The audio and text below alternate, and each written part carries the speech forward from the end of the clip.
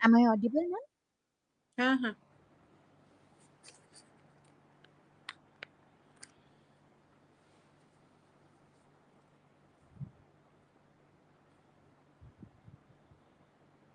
So good evening, everyone. We are again back with something today on the official website from the official Facebook page of Mental Health Society. And today our topic will be psychobuzz, myths, narcissism and mental health. এই সমস্ত কিছু নিয়ে কথা বলার জন্য আজকে আমাদের মধ্যে উপস্থিত হয়েছেন গার্গী দত্ত ম্যাম। ম্যামের সম্পর্কে বলতে গেলে অনেক অনেক কিছু বলতে হয়। ম্যাম অনেক সিনিয়র আমাদের ফিল্ডে, প্রায় 20 বছরের এক্সপিরিয়েন্স ম্যামের। She is a consultant psychologist and a special educator and a lecturer at Netaji Subhash Open University. Since 2026, she runs the Mind Clinic in Kolkata, offering psychotherapy, counseling, special education, and psychometric assessments. Welcome to our Facebook Live, ma'am. আজকে আমরা এই জিনিসগুলো নিয়ে কথা বলবো। Before that, we want to grand welcome you because এই ঘটনাগুলো নিয়ে কথা অনেকেই বলে, কিন্তু আমরা চেষ্টা করব আজকে যতটা না বলা কথা থাকে সেইগুলোকে সবার সামনে তুলে ধরার। একদমই। And আমরা চাইবো ম্যাম আপনি যদি কিছু বলেন। Good evening to everyone. First of all, I would like to thank Shuchishmita and Namrata, both very young girls and doing excellent job in the field of mental health. Very few mental health pages are so active with such prominent topics and fantastic orientation and coordination networking between all mental health professionals. এটা সত্যি মানে খুব ভালো কাজ এবং তাই জন্যই খুব ইন্টারেস্ট নিয়ে এই কাজটার মধ্যে যুক্ত হলাম। তো এটা একটু আর আমার সম্পর্কে একটু বলি। আমি লাস্ট 22 বছরের ওপর হবে আমি মেন্টাল হেলথের ফিল্ডে কাজ করছি। প্রথম দিকে কলকাতায় ছিলাম, নানান জায়গায় প্রথম দিকে কেরিয়ারের দিকে school counselling like south city international, GPS, এসব নানা জায়গায় কাজ করেছি। তার সাথে সাথে ক্লিনিকগুলোতেও ফ্রিল্যান্সিং করতাম। তারপরে নেতাজি সুভাষ ওপেন ইউনিভার্সিটিতে সাইকোলজি লেকচারারও ছিলাম। তো এই বিভিন্ন টাইমে শিলিগুড়িতেও আবার 1-2 বছর আগেও ছিলাম, সেখানেও ডিপিএস এ কাজ করেছি। তো বিভিন্ন জায়গায় করতে করতে আলটিমেটলি মানে শিলিগুড়ি যেহেতু আমার মানে ইনলসদের বাড়ি, আমার হাজব্যান্ডের বাড়ি, so we finally shifted in 2015 totally to Kolkata with my children. আর এখানে আমার বাড়ির নিচের তলাতেই I have set up my clinic. তো নর্থ বেঙ্গলে তো খুব একটা বেশি এই ব্যাপারে মানে এখন হয়েছে অনেক জায়গায়, বাট বেশি অ্যাওয়ারনেস তো ছিল না। তো অনেকটাই চেষ্টা করে অ্যাওয়ারনেসটা আনা গেছে, specially regarding counselling and therapy. Psychiatric ওষুধ খাওয়া এগুলো তো ছিলই, কিন্তু এটা আনা গেছে। তো আমার ক্লিনিক থেকে মাইন্ড ক্লিনিক নাম, ওই সাইকোমেট্রিক অ্যাসেসমেন্ট হয়, কাউন্সেলিং থেরাপি তো অবশ্যই হয়, plus special education, special needs ছেলেমেয়েরাও আসে, তাদের টেস্টিং বা তাদের স্পেশাল নিডসের ক্লাস হয়। তো সব রকম সার্ভিসেসই is there in my clinic right now. Thank you for sharing that ma'am, and we really feel মানে খুব ভালো মনে হয় যখন আপনাদের তরফ থেকে আমাদের জন্য শুভেচ্ছা বার্তা আসে, অ্যান্ড আমরা হয়তো আরো ভালোভাবে এগিয়ে যেতে পারবো সবাই একসঙ্গে। তাহলে আজকের কোয়েশ্চেন আমরা শুরু করি প্রথম প্রশ্ন দিয়ে ম্যাম। একদম একদম। ম্যাম, সোশ্যাল মিডিয়াতে আমরা যখনই সোশ্যাল মিডিয়া খুলি সেই মুহূর্তে আমরা অনেক কিছু টার্মিনোলজিস আমাদের কাছে উড়ে আসে, আমরা দেখতে পাই, অনেক সময় চাইতে অনেক সময় না চাইতে, এবং সেগুলো এতই অ্যাট্রাকটিভ হয় যে অনেকেই হয়তো সেগুলোকে দেখে ভাবেন সেগুলোই সত্যি। সেই বিষয়ে আপনার কি মতামত ম্যাম? অ্যাকচুয়ালি সাইকোলজি আমরা ছোটবেলায় একটা টার্ম শুনতাম যখন পড়তাম না, পিসি চলো যাই। সাইকোলজি বানানটা আর কি। The psychology has always been a very interesting subject to everyone. মানে যেরকম তোমরাও জানবে যারা মেন্টাল হেলথের ফিল্ডে কাজ করে, সাইকোলজিক্যাল মাইন্ড রিলেটেড কিছু শুনলেই কোনো সাইকিয়াট্রি বা সাইকোলজি সবাই বলে, আচ্ছা তুমি আমার মনটা পড়তে পারো, তুমি আমার চেহারাটা দেখে বলতে পারো যে কিরকম আমাকে, আমার ভেতরে কি চলছে। তো বেসিক্যালি জিনিসটা খুব ইন্টারেস্টিং, একটা কিউরিওসিটি তো আছেই। সেন্সেশনাল টপিক, সোশ্যাল মিডিয়ায় বলার জন্য সেন্সেশনাল টপিক। কেন সেন্সেশনাল? তার কারণ মানুষ তো সবসময় মানুষের বিহেভিয়ার এবং মন পড়তে চায়, যাতে সে নিজেকে আরো বেটার করে হ্যান্ডেল করতে পারে বা নিজের সমস্যাগুলোকে সলিউশন করতে পারে। তো এই একটা মানে যেটা ট্রেন্ড চলছে, কেন মেন্টাল হেলথের টপিকগুলো এত পপুলার হয়ে গেছে, তার কারণ ওইটাই। মেন্টাল হেলথ সত্যি কথা বলতে ওভার দ্য ইয়ার্স ক্রমশ ক্রমশ কঠিন হয়ে যাচ্ছে পরিস্থিতি সারা পৃথিবীতে। এবং এই সোশ্যাল মিডিয়ার মাধ্যমে মানুষ অনেকেই ডিপ্রেশন, অ্যাংজাইটি বা নানান রকম সমস্যায় ভোগে। সেখানে ওই প্রফেশনাল হেল্প সিক করতে যাওয়াটা চট করে কারোর মাথায় আসে না। তখন এই সেন্সেশনাল কিছু ভিডিওস গুলো দেখলে তার হয়তো একটু রিলেটেবল মনে হয় যে হ্যাঁ আর একজন আমার মতন এরকম সাফার করছে বা এই সমস্যায় আছে। So that is primarily one of the reasons আর কি। যেরকম একটা ওয়ার্ড আছে পপ সাইকোলজি। পপ সাইকোলজি মানে হচ্ছে যে ওই সোশ্যাল মিডিয়ায় 1.5 মিনিটের বা 3 মিনিটের একটা কোনো রিল বা ইয়েতে দেখে আমি চট করে একটু ডায়াগনোসিস করে ফেললাম, কি নিজের সম্বন্ধে একটু জেনে ফেললাম। তো এই কারণেই বেসিক্যালি ইন্টারেস্টিং, নিজেকে জানার চেষ্টা, বোঝার চেষ্টা আর রিলেট করার চেষ্টা, এইসব কারণেই মানে এই সোশ্যাল মিডিয়াতে এত viral regarding mental health content. অবশ্যই সেটা খারাপ বলবো না, কারণ অ্যাওয়ারনেসটা তো হচ্ছে, যেটা একেবারেই ছিল না। আগেকার দিনে মানুষ কষ্ট পেলে বা সমস্যার সম্মুখীন হলে ঘরের মধ্যে লুকিয়ে লুকিয়ে কাঁদতো বা কাউকে শেয়ার করবার ভয় পেত। বাড়ির লোকদেরও অনেক সময় শেয়ার করা যায় না, বিকজ দে ফাইন্ড যে কোথাও জাজমেন্ট করে দেবে বা কোথাও সেটাকে পরে ইউজ করে ফেললো যে তোর তো এরকম সমস্যা ছিল। হ্যাঁ, তো যাই হোক, awareness is increasing, the positive side, but the ওই ডাউন সাইড প্রচুর, সেটা নিয়ে তো আগে আলোচনা করবোই আমরা। ম্যাম, এক্ষেত্রে তো আমরা অনেক রকম ওয়ার্ডস দেখতে পাই। যদি কয়েকটা ওয়ার্ডস নিয়ে আমরা আলোচনা করি, তাহলে হয়তো সবার বুঝতে সুবিধা হবে যে ঠিক কি কি ওয়ার্ডস গুলো আমরা দেখি, এবং এই পপ সাইকোলজির মধ্যে দিয়ে সেটাকে না বিশ্লেষণ করে আমরা বোধহয় অ্যাকচুয়াল সাইকোলজি যদি একটা গাইডেন্স পাই, তাহলে হয়তো সবার সুবিধা হয়।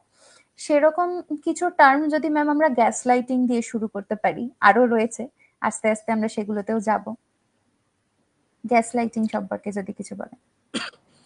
গ্যাস লাইটিং মানে সিম্পল ভাবে যদি বোঝাই, গ্যাস লাইটিং মানে হচ্ছে যে আমার সাথে যেটা ঘটছে, ভিকটিমের সাথে যেটা ঘটছে, তাকে অ্যাবিউজার বোঝাচ্ছে যে তুমি এটা ভুল ভাবছো, কিছু ঘটছে না, এটা তোমার অ্যাংজাইটি, ওভার থিঙ্কিং, তোমার মনে হচ্ছে এটা হচ্ছে। That is known as gas lighting. এবার এই গ্যাস লাইটিংটা অ্যাবিউজাররা ভিকটিমদের করে, যেরকম অনেকেই মানে অনেক কাপলসদের মধ্যে দেখা যায়। আমি এখানে কোনো মানে there is no gender bias, হ্যাঁ, নারী পুরুষ উভয়তেই এটা হতে পারে, যে একজন একজনকে কোনোভাবে অ্যাবিউজ করছে সাইকোলজিক্যালি। সাইকোলজিক্যাল অ্যাবিউজটা ধরা তো খুব মুশকিল, মানসিক নির্যাতনটা খুবই ডিফিকাল্ট টু আন্ডারস্ট্যান্ড। এই জন্যই টার্মটা গ্যাস লাইটিং। কারণ ফিজিক্যাল অত্যাচার, শারীরিক অত্যাচার বা অন্য কোনো রকম আঘাতটা ক্লিয়ার তুমি দেখতে পাচ্ছ, ইটস এভিডেন্ট যে আমাকে থাপ্পড় মেরেছে, কি ধাক্কা দিয়ে ফেলে দিয়েছে, কি ইভেন গালাগালি দিয়েছে। কিন্তু আমাকে ম্যানিপুলেট করছে বা আমাকে কোনো একটা পরিস্থিতির মধ্যে মানে আমার সাথে চিটিং করে বলছে যে না তুমি ভুল দেখছো, আমার তার সাথে কোনো সম্পর্ক নেই। বা তার কাপলের রিলেশনের মধ্যে কোনো একটা কিছু সেই তাকে নেগলেক্ট করছে, either of the couples partners they are neglecting each other, কাজের বাহানা দিয়ে তাকে কোয়ালিটি টাইম দিচ্ছে না। কিন্তু যখনই সে বলতে যাচ্ছে যে তুমি আমার সাথে এটা এটা করছো, তখন সে বলছে না আমি এগুলো মোটেই তোমার সাথে করছি না, তোমার মনে হচ্ছে আমি করছি, ইউর ওভার থিঙ্কিং, তুমি মানসিকভাবে অসুস্থ হয়ে পড়ছো, তোমার কাউন্সেলিং এ যাওয়া দরকার। একে বলে হচ্ছে গ্যাস লাইটিং। মানে কোথাও গিয়ে নিজের কিছু জিনিসগুলোকে হাইড করে নিয়ে নিজের যে ব্লেমটা সেটা অন্য কারোর ওপর চাপিয়ে দেওয়া। Absolutely blame shifting. এবং ভিকটিমকে গ্যাসলাইট বহুদিন করতে করতে তার মনের মধ্যেও না একটা সন্দেহ জাগে যে বোধহয় আমি সত্যি মানে অ্যাংজাইটিতে ভুগছি, আমি সত্যি বোধহয় ডিপ্রেশনে ভুগছি, আমি ওভার থিঙ্ক করছি। এবার সত্যি কে ওভার থিঙ্ক করছে আর সত্যি কে অ্যাবিউজড হচ্ছে, এই যে প্যারালালটা ড্র করা, এটা তো লেম্যানদের পক্ষে পসিবল না। তো তাই জন্যই তারা বন্ধু বান্ধবদের কাছে গিয়ে জিজ্ঞেস করছে, ইভেন কি তাদের ফ্যামিলি মেম্বার্সরাও কখনো কখনো বলছে যে না না অত ভাবিস না, এগুলো হয়, অ্যাডজাস্ট করে নিতে হয়, এগুলো হয় একটু, ও ওরকম হয়, পার্টনাররা এরকম হয়, বিয়ের পর এরকম হয়, বা এই ধরনের কোনো কিছু। ইভেন ওয়ার্কপ্লেসে কেউ তার বস বা তার কলিগের সাথে কোনো একটা প্রবলেম হচ্ছে, সে যতবার তার বন্ধু বান্ধব বা কাছের লোককে শেয়ার করছে, তারা বলছে তুই অত বেশি ভাবছিস, বোধহয় অত কিছু বোধহয় করছে না। আর দেখ সবাই তো ওখানে অ্যাডজাস্ট করে রয়েছে, সবাই তোর পেছনে কেন করতে যাবে, এমনকি তোর সাথে শত্রুতা আছে। তো এই এরকম নানা স্তরে স্তরে সে একটা কনফিউজ স্টেটে চলে যাচ্ছে যে সত্যিই কি আমার সাথে কিছু অ্যাবিউজ হচ্ছে, কোনো মানসিক নির্যাতন হচ্ছে, আমি কি কোথাও কোথাও সাটল ভাবে, সাটল মানে যেটা বোঝা যায় না চট করে, সাটল ভাবে হিউমিলিয়েটেড ফিল করছি, নেগলেক্টেড ফিল করছি, অ্যাবিউজড ফিল করছি। তো সে কনফিউজ হয়ে সত্যি ঘটছে না সত্যি ঘটছে না। এবং মাঝে মাঝে তখন তার মধ্যে সেলফ ডাউট আসছে যে তাহলে কি সে হয়তো একটু ভাবলো যে না আমার যখন এত কনফিউশন হচ্ছে আমি কি তাহলে প্রফেশনাল হেল্প নেব, কিন্তু অনেক সময় বাড়ির লোক তাকে ডিসকারেজ করে দিচ্ছে, না না হাজব্যান্ড ওয়াইফে তো এরকম ঝগড়া হয়েই থাকে, অনেক ছেলেদের তো একটু বেশি রাগ হয়েই থাকে, অ্যাঙ্গার ইস্যুস, অনেক মেয়েদের মধ্যে অনেক কমপ্লিকেটেড বিহেভিয়ার থাকে, মেয়েরা তো খুব মুডি হয়, হ্যাঁ, তো ওগুলো হয় রে, তো দিস ইজ ভেরি কমন। এই তুই থোড়ি তুই তুই কি পাগল যে তুই মানে প্রফেশনাল হেল্প নিবি, এইগুলোকে মানে এর জন্য একটা মেজর যে সমস্যাটা দেখতে পাচ্ছি যে confusion as to what is right and what is wrong, is it happening or not happening.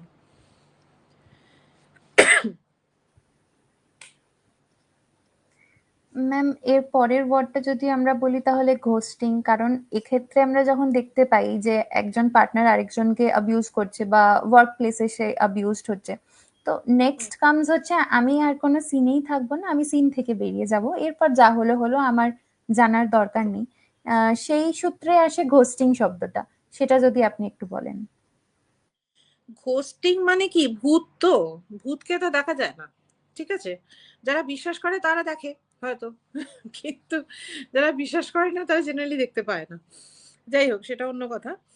Ghosting কেন হয়, কি কারণে হয়, কোনো একটা সম্পর্কের মধ্যে কেউ কোনো একটা পার্টনার যদি একটু ওভারওয়েলম ফিল করছে বা মনে হচ্ছে যে কোনোভাবে সে সম্পর্কটা নিয়ে যেতে পারবে না, তখন সে উইদাউট ক্ল্যারিফিকেশন, উইদাউট কিছু না বলে হুট করে কিছু দিন, কিছু সপ্তাহ বা কিছু মাস, এমনকি বছরের পর বছর আউট হয়ে যায়। এবার ক্লিনিকে যেটা খুব কমনলি শুনি, সবাই এসে বলে যে ঠিক আছে সম্পর্কটা বন্ধ করে দিয়েছে ফাইন, বাট আমাকে কোনো ক্লোজার টানলো না, হুম, কোনো ক্লোজার পেলাম না, কেন করলো বুঝতে পারলাম না, কেন চলে গেল, কেন হাওয়া হয়ে গেল বুঝতে পারলাম, ভ্যানিশ হয়ে গেল, ডিসঅ্যাপিয়ারিং অ্যাক্ট। এবার কেন করলো, প্রথমত এই যে বলা যে আমি এটা চাই না, করতে চাই না, সেটা করতে গেলে সেই মানুষটা যে ঘোস্ট করছে তার একটা গিল্ট হবে, তাকে ফেস করতে হবে, গিল্ট না হলে অন্তত তাকে ফেস করতে হবে। এবং উল্টো দিক থেকে যে কোয়েশ্চেন্স গুলো আসবে বা রাগটা আসবে যে পার্টনারই যাকে ঘোস্ট করছে সেটা সে ফেস করতে চায় না। সে যদি কোনো অন্য সম্পর্কে ঢুকে গিয়েও চিটিং করে থাকে বা কোনো কারণেই যদি সাইলেন্ট হয়ে যাওয়া without communication is a form of being irresponsible, যে আমি এই দায়িত্বটা নেব না, সামনে অনেস্টলি কিছু বলতে যাব না। তো এতে কি হলো, ইট is not about the other partner যাকে যে গোস্টেড হয়েছে, ইটস অ্যাবাউট হিম অর হার। নিজের গিল্টটা, নিজের অ্যাংজাইটিটা কমানোর জন্য, যে আমাকে কথা বলতে গেলেই, এটা প্লেস করতে গেলেই ও এক্সপ্লেনেশন চাইবে, কেন করছি সেটা রিজন চাইবে, তখন মিথ্যে কথা বলতে হবে। অনেকে আবার মিথ্যে কথা বলতেও চায় না, ওটার কারণে ঘোস্ট করে অনেকে, যে আমাকে মিথ্যে কথা বানিয়ে বলতে হবে, কারণ the other partner is still emotionally invested in the relationship. সেই জন্যেই আরো এটা কঠিন হয়ে যাচ্ছে তার পক্ষে বলা। আর একটা জিনিস তো আমাদের সমাজে মানে সবসময় চলে যে যখনই কোনো সমস্যা হবে শাটডাউন করে যাও, open communication is never encouraged. In fact open communicate করে বললে হয়তো অনেক সম্পর্ক ঘোস্টেড হলো, ঘোস্টিং এর আর প্রয়োজন পড়ে না, ভালো করে বুঝিয়ে বলতে পারলে। স্পেশালি অনেকের ক্ষেত্রেই কমিউনিকেশন স্কিলস এর ল্যাক অফ কমিউনিকেশন স্কিলস এর জন্যই ঘোস্ট করে মেজরিটি ক্ষেত্রে। তো ঘোস্টিংটার সিম্পল মানে হচ্ছে আমি চুপ করে সাইলেন্টলি বেরিয়ে চলে যাব এবং সে গেস করতে থাক কি হয়েছে। তাকে আস্তে আস্তে আমি হজম করানোর জন্য, যে আমি এই সম্পর্কটা থেকে বেরিয়ে যেতে চাই, তাকে আমি আস্তে আস্তে হজম করাচ্ছি, ডাইজেশন করাচ্ছি, বা টেম্পোরারি আমি তার উপর কোনো কারণে রেগে গেছি, বা আমার মাইন্ডটা just simply I fallen out of love, disinterested হয়ে গেছি, বা কোনো কিছু আমার অন্য প্রায়োরিটি চলে এসছে, যেটা এখন ওকে বলতে গেলেও বুঝবে না, ফালতু কনফ্লিক্ট হবে, ঝগড়া হবে, আমার তার থেকে চুপচাপ সরে যাওয়া ভালো। এবার গোস্টেড, যার উপর গোস্টিংটা করা হয়েছে তার কি হয়, যেহেতু human beings thrive on communication, অন্য সব মানে জীব কথা বলতে পারে না বলেই তো অনেকটা হেল্পলেস ফিল করে, এই কমিউনিকেট করতে পারে না। আমাদের মানুষের ব্রেন অনেক বেশি ইনভলভড এবং আমরা কমিউনিকেশনের দ্বারাই বেঁচে আছি। কমিউনিকেশন যদি সেখানে স্টপ হয়ে যায় উইদাউট এক্সপ্লেনেশন, অন্তত মিনিমামটুকু, তখন কি হয়, তার মাইন্ডে নানা রকম কোয়েশ্চেন উঠতে থাকে। কেন করলো, কেন কথা বলা হলো, এই তো এক সপ্তাহ আগে বা এক মাস আগে কি সুন্দর বিহেভ করছিল, সবই ঠিক চলছিল, কি করলাম? তখন ফার্স্টে সে যে ঘোস্ট করেছে তার উপর রেগে যায়।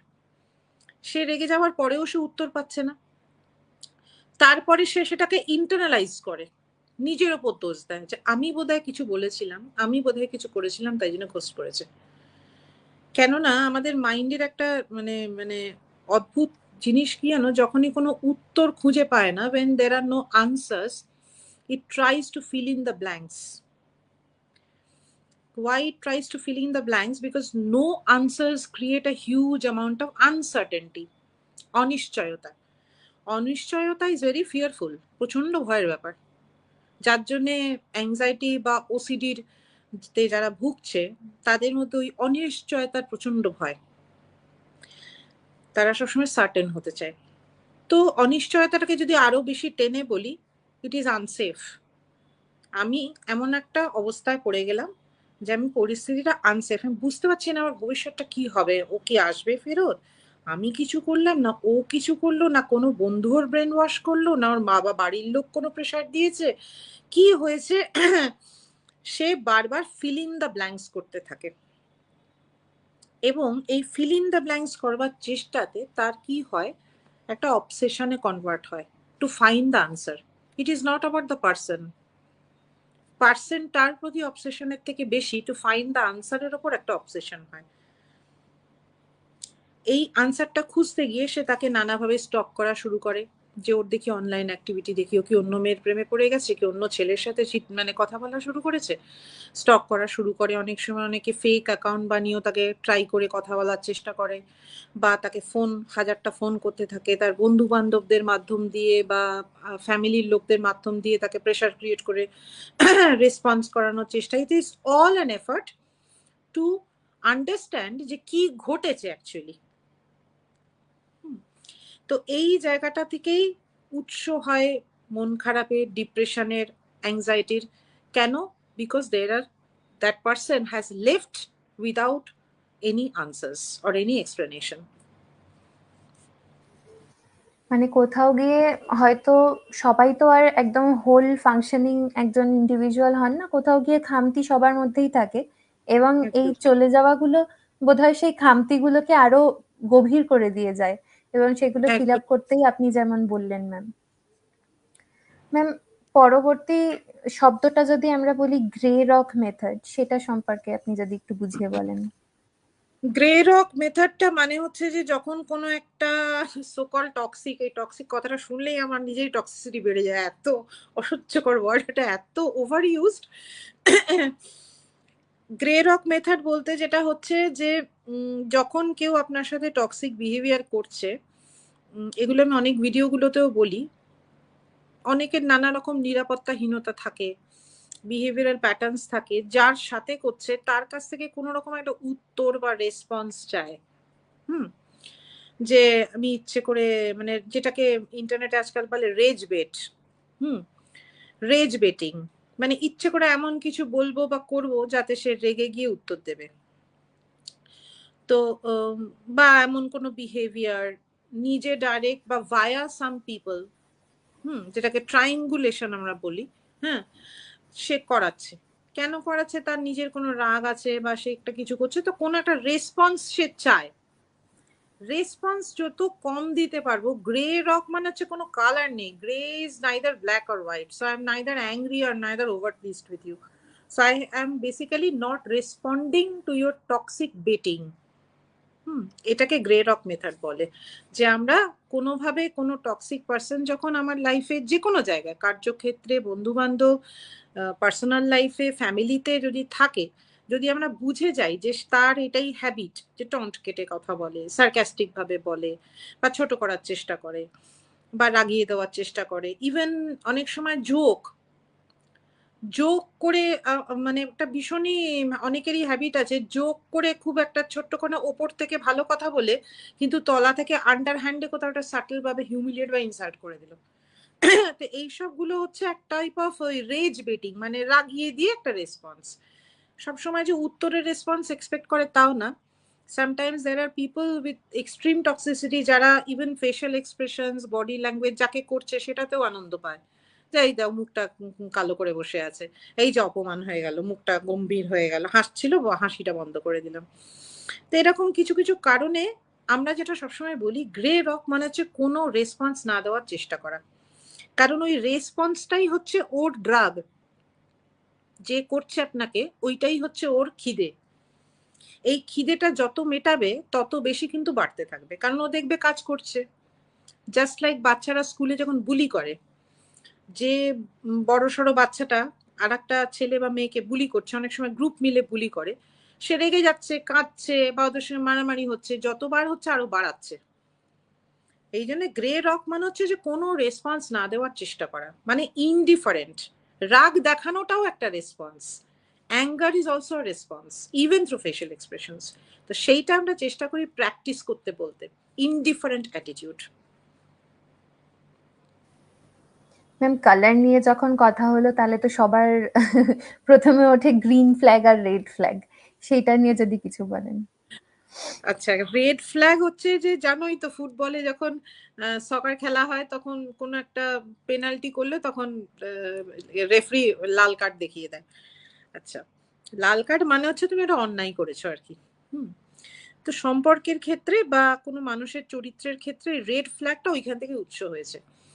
তো রেড ফ্ল্যাগ বলতে কিছু টক্সিক বিহেভিয়ার, যেগুলোকে দেখে কোনো সম্পর্কে ঢোকার আগে বা কোনো মানুষের সাথে বন্ধুত্ব করার সময় বা তার সাথে মেশার সময় যদি আমি নোটিস করতে পারি যে রেড ফ্ল্যাগগুলো আছে, হ্যাঁ, সেই রেড ফ্ল্যাগগুলোকে দেখে আমার সতর্ক হয়ে যাওয়া দরকার। প্রয়োজন হলে আমার বেরিয়ে আসা দরকার। প্রয়োজন হলে আমি যদি বেরিয়ে আসতে না পারি তাহলে আমার বাউন্ডারি সেট করা দরকার। তো এই রেড ফ্ল্যাগের কিছু কিছু ক্রাইটেরিয়া আছে, যেরকম নাম্বার ওয়ান, এক্সেসিভ ভালো ব্যবহার করা প্রথম ক্ষেত্রেই, প্রথম সম্পর্কে ঢুকে লাভ বম্বিং বা অ্যাফেকশন বম্বিং বা কেয়ার বম্বিং, এক্সেসিভ তাড়াতাড়ি খুব ক্লোজ হয়ে ইন্টেন্সিটিটা মানে একেবারে আনবিলিভেবল ইন্টেন্সিটি, খুব বেশি হেল্প করছে, খুব বেশি ভালোবাসা কেয়ার দেখাচ্ছে, একটা রেড ফ্ল্যাগ, যে একটু সতর্ক থাকবো। তাই বলে কি অনেক মানুষই আছে যারা অ্যাফেকশন দেখায়, কেয়ার দেখায়, সবাই কি রেড ফ্ল্যাগ? তা তো নয়। একটু সতর্ক থাকা। তো ইমোশনাল ইন্টেন্সিটি খুব তাড়াতাড়ি চট করে কাছে চলে আসলে। সেকেন্ড, মানে মেঘ না চাইতেও, মানে কি যেন ওটা বলে, মেঘ না চাইতেও জল না কি বলে, ওই মানে হেল্প না চাইতেও আননেসেসারি হেল্প করা, গিফট দিতে থাকা, টাকা দিয়ে হেল্প করা, বা কোনো কিছু, মানে একসাথে খেতে গেলাম, হ্যাঁ আমি দিয়ে দিচ্ছি বিল, আমি দিচ্ছি, এভরি টাইম ডাকছে, ইয়ে করছে, এই কয়েকটা জিনিস। সেকেন্ড রেড ফ্ল্যাগ হচ্ছে যখন, এবং আমার মনের ভেতরে যে কথাগুলো আছে আমার ব্যাকগ্রাউন্ড সম্বন্ধে, পাস সম্বন্ধে বড্ড বেশি ইনকুইজিটিভনেস, খুঁচিয়ে খুঁচিয়ে জিজ্ঞেস করা, এবং খুব তাড়াতাড়ি আমার মানে বা তার খুব ক্লোজ মানুষ হয়ে তার প্রবলেম সলভ করার চেষ্টা করা। তার জীবনে যদি কোনো প্রবলেম থাকে তো অনেকেই এই জন্য কি করে, মানুষটাকে চেনার আগে, বোঝার আগে, before they know the person very well, over share করে। And people with red flags are pretty much skilled in taking out the secret from you, কারণ they're quick to make you trust them. তো তার মাইন্ডে মনে হচ্ছে যে ও যদি সবকিছু ট্রাস্ট করে আমাকে বলতে পারছে, তা বলুক, আমি শুনি। তো এই জন্য অনেকে অনেক ওভার শেয়ার করে তার অনেক মানে ডিটেলস বা পাস্টের কোনো হিস্ট্রি বা সিক্রেটস তাকে লিক করে দেয় বা বলে মানে ভেন্ট আউট করে। ভেন্ট আউট করার চক্করে কি হয়, সে সেই রিসোর্সেস গুলো রেখে দেয় ফর ফিউচার ইউজ। এক নম্বর হচ্ছে সে বুঝে যায় যে মানুষটা কতটা চালাক, বোকা বা কতটা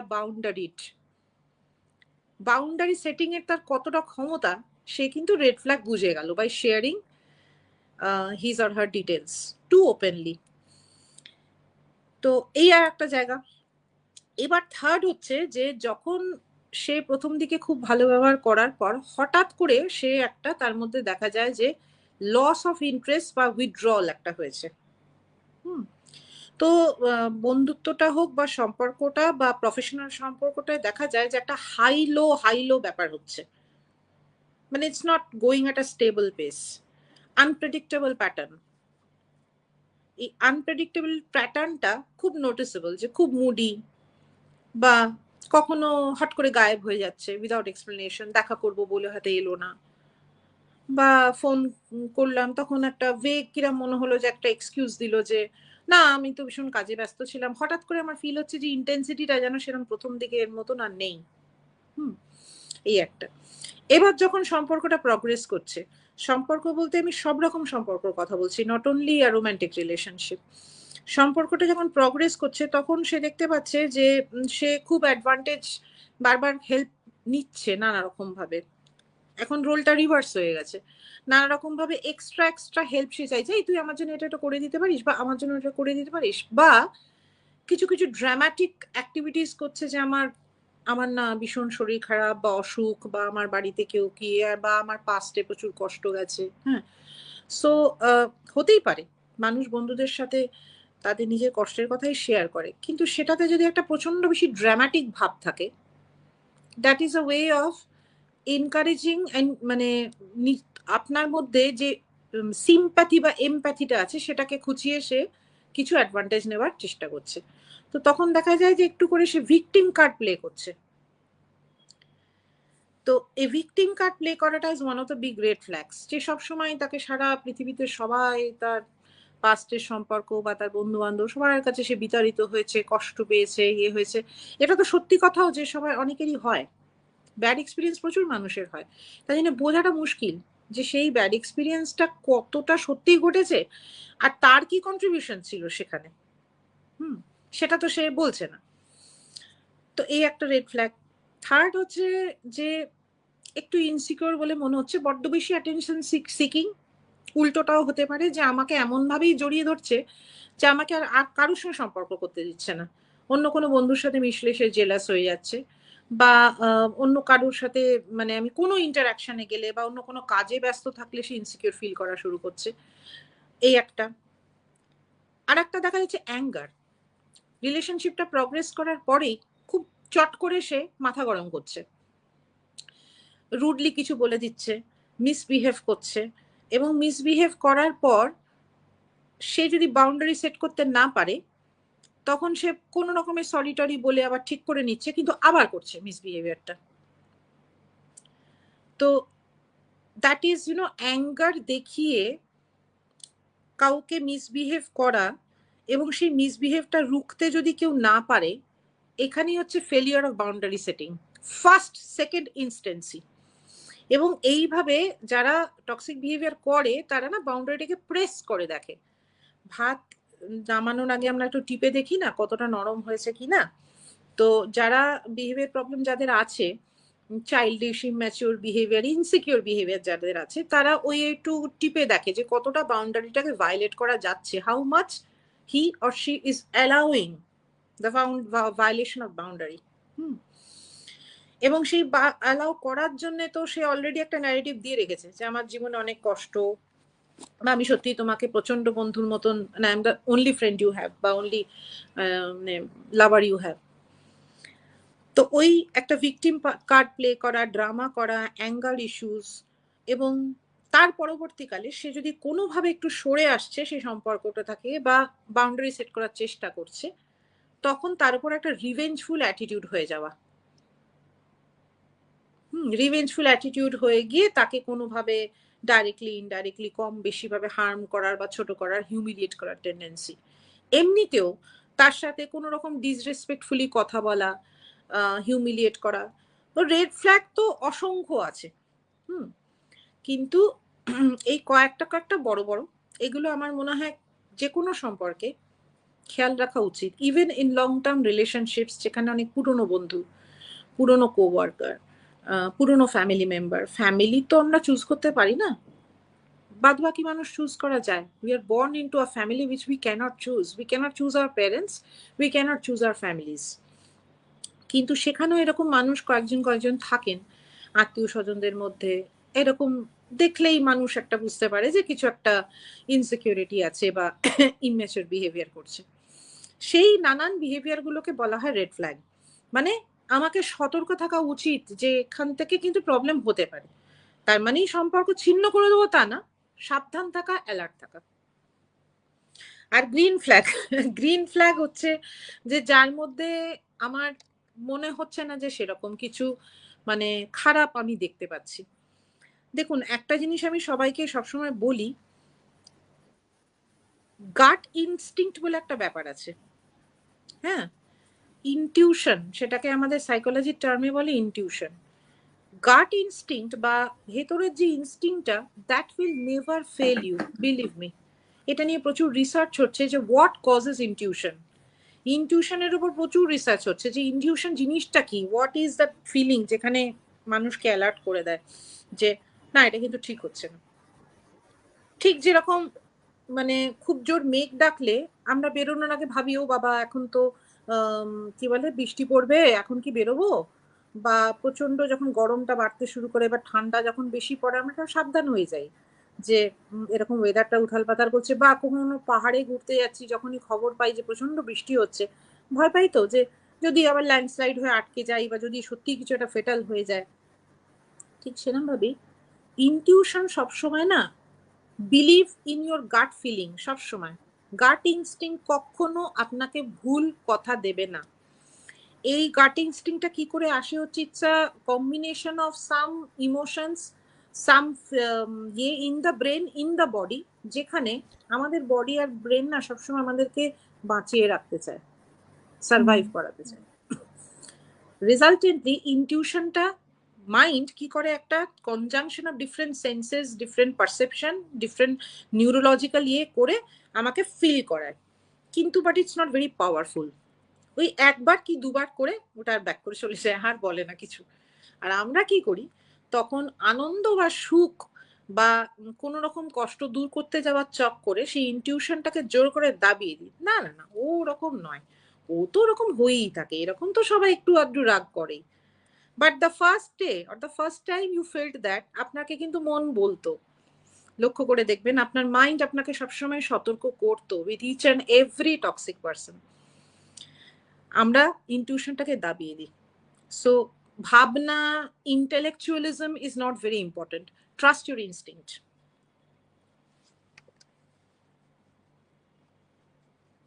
ম্যাম, কোথাও গিয়ে এসব আলোচনা করতে করতে আরো দুটো শব্দ মাথায় এলো, এবং আরো অনেক আছে, অসংখ্য আছে, সেগুলো হয়তো একটা লাইভ সেশনে আমরা তুলে ধরতে পারবো না। কিন্তু আমাদের টপিক অনুযায়ী যদি আমরা আজকে যাই, নার্সিসিস্টিক অ্যাবিউজ আর ট্রমা বন্ডিং, এই দুটো শব্দ বোধহয় প্যারালালি ভীষণ ঘুরে বেড়ায় সোশ্যাল মিডিয়া জুড়ে। সেই দুটোর মধ্যে কিভাবে আইডেন্টিফাই করতে পারে সবাই? প্রথম কথা একটা না আমি ক্লিয়ার করে রাখি, নার্সিসিজম ব্যাপারটা এত বেশি কন্টেন্ট, নার্ক অ্যাবিউজ, নার্সিসিজম বলেন আজকাল, নার্ক হয়ে আছে সেটা নাম, নার্ক অ্যাবিউজ কোচ, নার্ক অ্যাবিউজ রিকভারি, এইসব অনেক কিছু টার্মস। এবার প্রথম কথাই হচ্ছে, নার্সিসিস্টিক পার্সোনালিটি ডিসঅর্ডার কারোর আছে কি নেই, এইটাকে ডায়াগনোজ করা কিন্তু ওইভাবে সেলফ ডায়াগনোজ বা প্রপারলি ট্রেন ক্লিনিশিয়ান ছাড়া করা যায় না।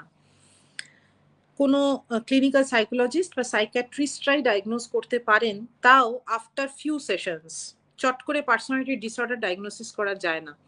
ওপর থেকে ডিপ্রেশন, অ্যাংজাইটি বা কোনো রকম ট্রাস্ট ইস্যুস, যা প্যারানয়া বা অবসেশন, এগুলোকে বোঝা যায়। কিন্তু পার্সোনালিটি ডিসঅর্ডার ডায়াগনোসিস করতে একটু সময় লাগে, ইভেন ফর আ ক্লিনিশিয়ান। ভালো ক্লিনিশিয়ান হলে তাই করবে।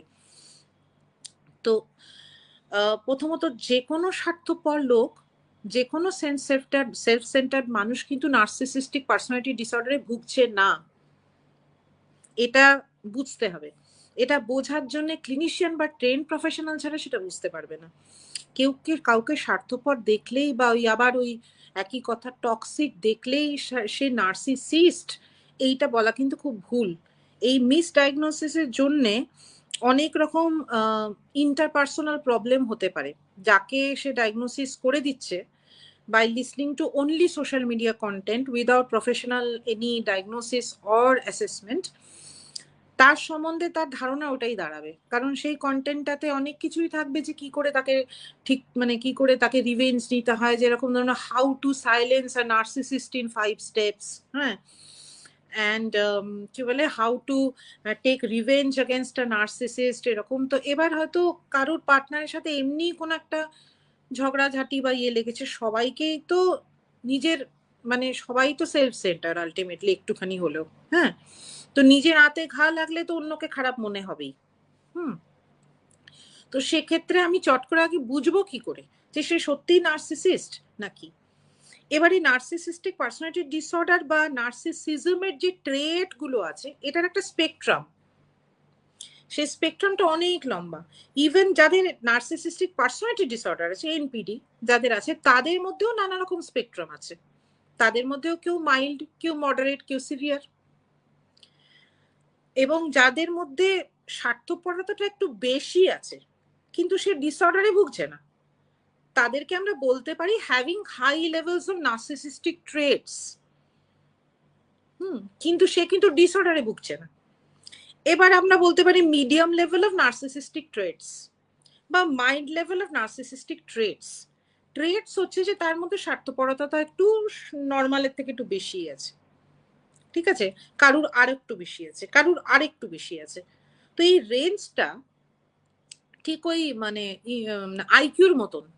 আইকিউ রেঞ্জটা কত বড়, সে একেবারে সিভিয়ার প্রোফাউন্ড মেন্টাল রিটার্ডেশন থেকে নিয়ে গিয়ে একেবারে এক্সট্রিম জিনিয়াস লেভেল অব্দি যাচ্ছে। ঠিক সেরকমই স্পেকট্রামটা অনেক বড়। তো প্রত্যেকটা মানুষকে সাদা কালো ব্ল্যাক অ্যান্ড হোয়াইট থিঙ্কিং দিয়ে ভাবা যাবে না। তো মাঝখানে একটা বিশাল গ্রে এরিয়া আছে। সেই গ্রে এরিয়াটাও বিভিন্ন শেডের গ্রে, কোনোটা ডিপ গ্রে, কোনোটা লাইট গ্রে, মানে কারোর মধ্যে কালোটা বেশি সাদাটা কম, কারোর মধ্যে সাদাটা বেশি কালোটা কম, বিভিন্ন শেডের। এবার একটু আর একটা ডিমার্কার লোককে বুঝতে সুবিধে হবে। নার্সিসিজমের একটা বড় মানে সিমটম হচ্ছে ল্যাক অফ এমপ্যাথি। এমপ্যাথির সিম্পল মিনিং সহানুভূতি। সহানুভূতি নার্সিসিস্টদের একেবারেই নেই বলা যায় না। অনেক নার্সিসিস্টদের মধ্যেও সামান্য হলেও সহানুভূতি থাকে। যাদের নার্সিসিস্টিক ট্রেটস আছে তাদের মধ্যে সহানুভূতি কম, অনেকটাই কম। যাদের মিডিয়াম লেভেলের নার্সিসিস্টিক ট্রেটস আছে তাদের মধ্যে সহানুভূতিটা আরো একটু কম। যাদের খুব কম আছে তাদের মধ্যে সহানুভূতিটা অনেকটাই আছে। এরা সবাই যারা স্বার্থপর মানুষ, সেলফ সেন্টার্ড মানুষ, তারা হয়তো অন্য কাউকে ইউজ করে, এক্সপ্লয়েট করে অনেক সুযোগ সুবিধা নিচ্ছে। কিন্তু তাদেরকে তাদের বিহেভিয়ারের ব্যাপারে যদি কেউ সতর্ক করে, ওয়েদার প্রফেশনাল হেল্প অর বাড়ির লোক বা কাছের লোক বলে, তার সে যদি বুঝতে পারে, রিয়েলাইজ করে সে চেঞ্জটা আনে, দ্যাট শোজ যে তার মধ্যে সহানুভূতি বা এমপ্যাথি আছে। তো নার্সিসিস্টিক পার্সোনালিটি ডিসঅর্ডারের ক্ষেত্রে কি হয় যে এই চেঞ্জটা আনাটা জেনারেলি প্রফেশনাল মানুষ ছাড়া পারে না। আর নার্সিসিস্টকে নিজেকেও, তাকে সেইটার ব্যাপারে খুব কমিটেড বা কনসিস্টেন্টলি যদি সে থেরাপি বা মেডিকেশন প্রয়োজন পড়লে সেটা নেয়, তখন ডেফিনেটলি রিকভারি সম্ভব। তো সিম্পল ভাবে যেটা বলি যে সব মানুষ যারাই স্বার্থপর বা টক্সিক বিহেভ করছে বা ইনসিকিউরিটি আছে, সবাই কিন্তু নার্সিসিস্টিক পার্সোনালিটি ডিসঅর্ডারে ভোগে না। তাদের মধ্যে নার্সিসিস্টিক ট্রেটস থাকতে পারে মাইল্ড, মিডিয়াম এবং high, but that not all are narcissist. In fact, narcissists are only 1 or 2% of the population, according to research.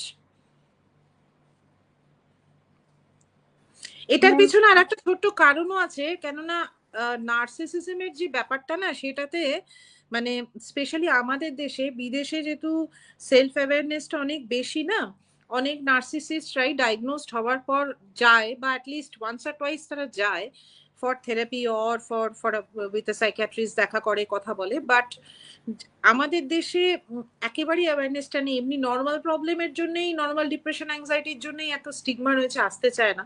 সেখানে পার্সোনালিটি ডিসঅর্ডার নিয়ে আসাটা খুবই রেয়ার ক্ষেত্রে, এবং আসলেও কন্টিনিউ থেরাপি করাটা খুবই রেয়ার। কোথাও গিয়ে তাহলে ট্রমা বন্ডিং এরটা যদি বলেন এর সাথে কানেক্ট করে। আচ্ছা, ট্রমা বন্ডিং ব্যাপারটা হচ্ছে যে আমি কোনো একটা অ্যাবিউজারের কাছে থাকি, মানে সাথে জড়িত, could be my employer, could be my business partner, could be my friend, could be my, obviously my romantic partner, my husband, wife. এমন একটা সম্পর্ক যেখানে একটা মানুষ is in control of the whole situation. তো তার কন্ট্রোলে আমি আছি, এবং সে ধীরে ধীরে ধীরে ধীরে আমার সাথে নানাভাবে বাউন্ডারি ভায়োলেট করছে, আমাকে মেন্টালি সাইকোলজিক্যালি অ্যাবিউজ করছে। এবং আমি প্রথম দিকটায় তার কাছ থেকে এই হাই লো বিহেভিয়ারটা পেয়ে পেয়ে আমি তার প্রতি অ্যাডিক্টেড হয়ে গেছি। ট্রমা ভিকটিমটা বুঝতে পারে না তারা অ্যাডিক্টেড। আমি অ্যাডিক্টেড হয়ে গেছি, এবং একটা পরিস্থিতি দাঁড়িয়েছে যে আমার কষ্টের জন্য যে দায়ী, সেই আমার কষ্টটা নিরাময় করতে পারে। এবং এই কারণে আমি তার প্রতি একটা ভালোবাসা আছেও, আবার আমি তাকে ছেড়েও যেতে পারছি না, বা তার সাথে আমি সম্পর্কটা ছেদ করতে পারছি না। ট্রমা ভিকটিমদের সবসময় দেখা যায় একটা কথা বলে, না অতটাও খারাপ না, এমনি কিন্তু অন্য সব দিকে কিন্তু খুব ভালো, আমাকে কিন্তু অনেক হেল্প করেছে, আমাকে কিন্তু অনেক কিছু করেছে। এটা খুব কমনলি দেখা যায় ট্রমা ভিকটিমরা বলে। ট্রমা বন্ড হচ্ছে যে এই ধরনের মানে অ্যাবিউজারের সাথে থাকতে থাকতে আমার ব্রেন একটা কোপিং মেকানিজম তৈরি করেছে। মাই brain has falsely taught me or ডিলিউডেড me যে আমার যে অ্যাবিউজার সে অ্যাবসলিউটলি বাজে নয়, খুবই একেবারে নির্মম কেউ নয়, তার একটা ভালো সাইডও আছে। এবং এটা হয়ও অনেক ক্ষেত্রে। তো এটা কোথা থেকে এসছে, এটার একটা মানে টার্ম আছে, স্টকহোম সিনড্রোম। স্টকহোম সিনড্রোম হচ্ছে যে স্টকহোম বলে একটা জায়গা আছে সুইডেনে, সেখানে একটা ব্যাংক ডাকাতি হয়। সেই ব্যাংক ডাকাতির সময় ওই আমাদের নেটফ্লিক্সে মানি হাইস্ট বইটাতেও খানিকটা এরকম আছে। তো ব্যাংক ডাকাতির সময় কি হয় যে অনেকগুলো কাস্টমার এবং এমপ্লয় ওখানে আটকে ছিল। আটকে তো মানে তারপরে পুলিশ প্রথম থেকে ঘেরাও করে অনেক চেষ্টা করেছে ওদের বার করার। তো প্রথম প্রথম কাস্টমার আর এমপ্লয় গুলো খুবই কোঅপারেট করছিল পুলিশের সাথে, যাতে ওদেরকে বাঁচানো যায়। কিন্তু আফটার 1 or 2 উইকস পুলিশ দেখতে লাগলো যে ওইখানকার কাস্টমার আর এমপ্লয়িরা উল্টে ডাকাতদেরকে সাপোর্ট করা আরম্ভ করেছে, যাতে ওদেরকে ক্যাপচার না হয়।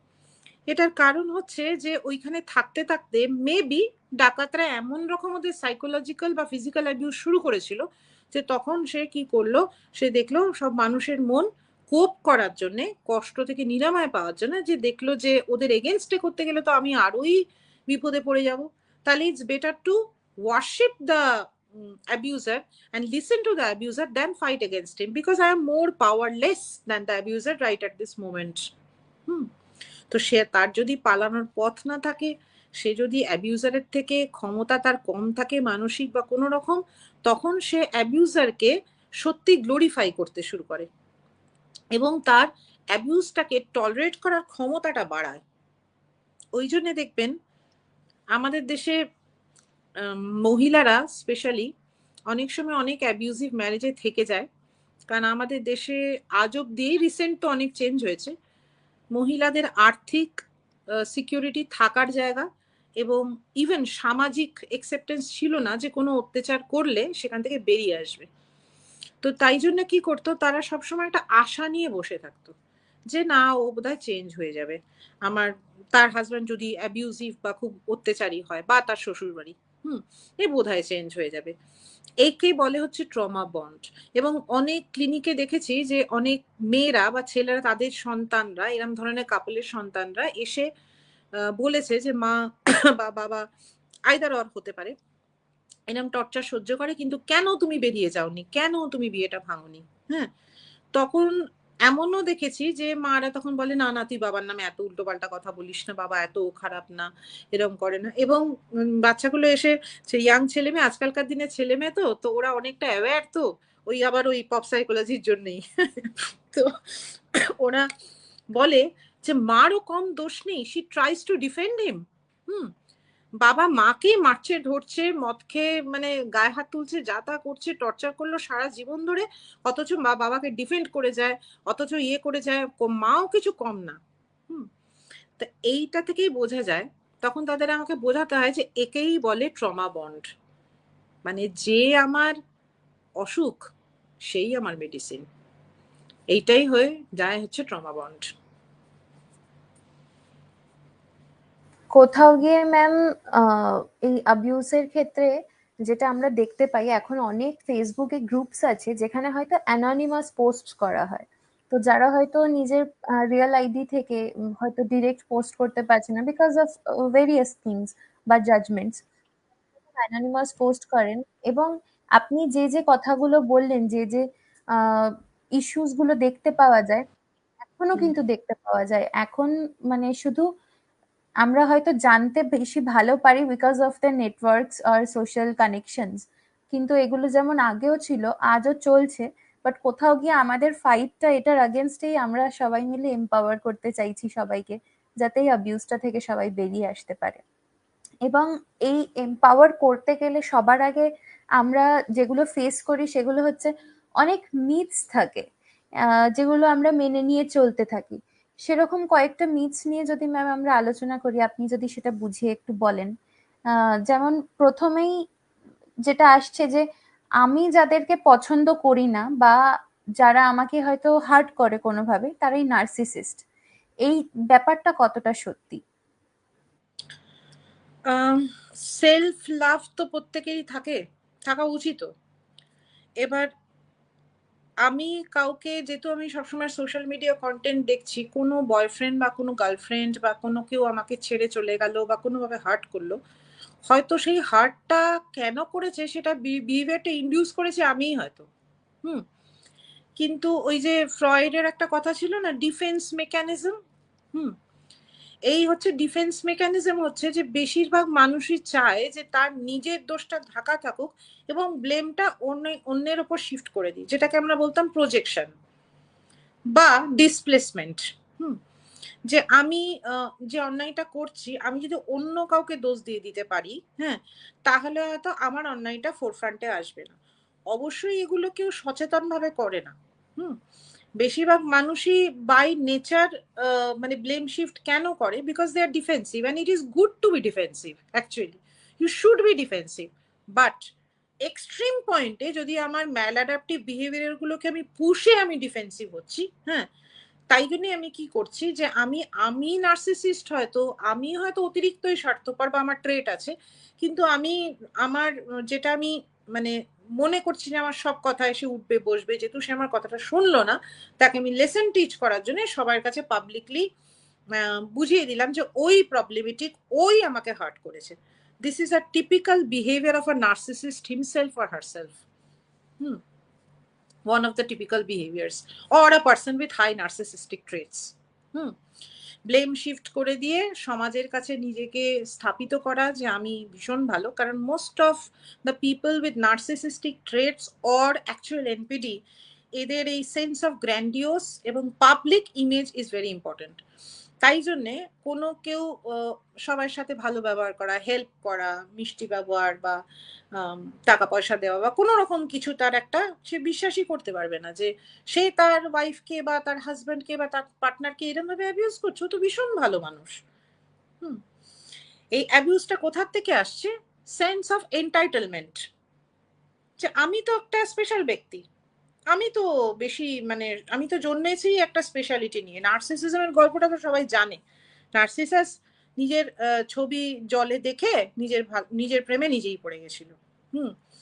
তো সেইখান থেকে ওয়ার্ডটা আসে নার্সিসিস্টিক পার্সোনালিটি ডিসঅর্ডার। তো যাদের হাই নার্সিসিস্টিক ট্রেটস তারাও বেশিরভাগই আনঅ্যাওয়্যার হয় হোয়াট দে আর ডুইং। তারা ভেতর থেকে প্রথম থেকেই মনে করছে যে আমার তো এটা করাটা জাস্টিফাইড, বরঞ্চ ও আমাকে কেন এটা করতে দিল না। আমি যদি চিট করে আমি তার কাছে ফেরত আসি, তার তোমাকে ফেরত নিয়ে নেওয়ার কথা, কারণ এরম চিটিং তো হয়। তো আমাকে কেন ফেরত নিল না? এবার আমি যেহেতু হেলদি বাউন্ডারি সেট করলাম by not taking him or her back, হ্যাঁ, তখন সে বললো যে ও কিন্তু নার্সিসিস্ট, ও নিজেকে ছাড়া কিছু বোঝে না, আমার যে প্রবলেম আছে দেখো, আমি এত ড্যামেজড মানুষ, আমি একটা ভুল করে ফেলেছি। তো ভুলটা সংশোধন করার টাইম দিল না। তো এইগুলো হয়। তো ওই জন্য হেলদি বাউন্ডারি সেট করতে যাওয়াটাই যে মানে মানে সঙ্গে সঙ্গে তাকে কেউ লেবেল করে দিচ্ছে যে ও নার্সিসিস্ট, এটা দুতরফেই হয়। নার্সিসিস্টরাই অন্যদেরকে নার্সিসিস্ট বলে actually. In fact to tell you very frankly, অনেকেই হয়তো তোমরা নোটিস করবে যে অনেকে সত্যি সোশ্যাল মিডিয়াতে ভালো ভালো কন্টেন্ট বানায়, অনেক ইনফরমেশনও দেয়, কিন্তু properly trend professional psychiatrist, psychologist with some experience যদি মিনিমাম টুকু একটু এক্সপিরিয়েন্স না হয়, কি হয়, অল্প একটা নলেজ আমি কারোর ভিডিও দেখে বা কোথাও পড়ে আমি গেট করেছি এবং করে আমি সেটাকে শেয়ার করছি, স্পেশালি নিজের লাইফে কোনো হয়তো প্রবলেম হয়েছিল তার জন্য। অবশ্যই যে নিজের লাইফে ভুক্তভোগী তার থেকে বেশি আর কে বুঝবে, কিন্তু একটা কথা বুঝতে হবে যে প্রত্যেকটা কেস আলাদা, প্রত্যেকটা মানুষ আলাদা, প্রত্যেকটা মানুষের personality, situation, everything is different. তো জেনারেলাইজ করা যায় না। তখন কি হয়, সে মনে করে যে যেহেতু আমি আমার লাইফ দিয়ে প্রচুর ভুগেছি, তাই জন্য কথা আমার প্রচুর নলেজ এসে গেছে এটার ব্যাপারে কি করে ডিল করব। এই করতে গিয়ে সে কোচ বা কিছু একটা ওরকম ধরনের নাম দিয়ে দেয় আর কি, দিয়ে হয়ে যায় ভালো। কেউ কেউ সত্যিই বোঝে, তাদের মধ্যেও অনেকেই আছে যারা রিয়েলি রিয়েলি গুড। বাট অনেকেই আছে যারা কি করে, তাদের নিজেদের ভেতরে নার্সিসিস্টের সাথে ডিল করে ঘা খেয়ে সে নিজে একটা নার্সিসিস্টে প্রায় কনভার্ট হতে চলেছে। বিকজ তার মনে হচ্ছে যে এখন আমার সবাইকে, মানে আমি যেহেতু চোট খেয়েছি, সবাইকে এখন শেখাবো যে প্রত্যেকটা পুরুষ হচ্ছে নাম্বার ওয়ান বদমাইশ, ডিমন্স অফ দ্য ওয়ার্ল্ড। হ্যাঁ, আর বা প্রত্যেকটা নারী হচ্ছে শুধু টাকার পেছনে ছুটছে, বা আমাকে ঠকানোর জন্য হচ্ছে সমস্ত মেয়েরা আজকাল উভয়ই হচ্ছে।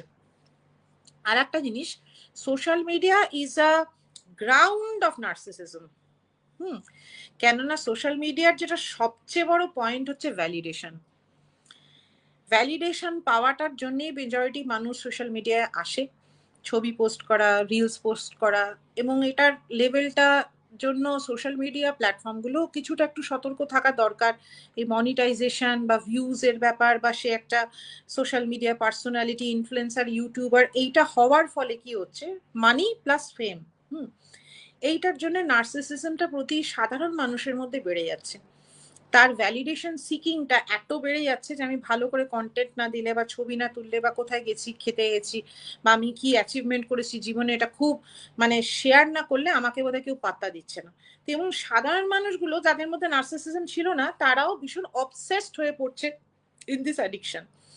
সেই রকম পরিস্থিতিতে কে ভালো, কে রিয়েল, কে জেনুইন, এটা মাপা কিন্তু খুব মুশকিল। কার কি আছে। এবং অনেক কন্টেন্টেই, ইভেন ফ্রম মেনি মানে popular people and branded places, দেখবেন যে রেজ বেটিং হয়, এবং আপনার ইনসিকিউরিটিটাকে আরো বাড়িয়ে দেওয়ার জন্য, মানে কেউ কোনো ভুল করছে সেটাকে সে তার হেল্প না করে যতক্ষণে ভিউজ পাওয়া যায়, তাই জন্য রেজ বেটিং, ক্লিক বেটিং, এসব জিনিসগুলো হতে থাকে।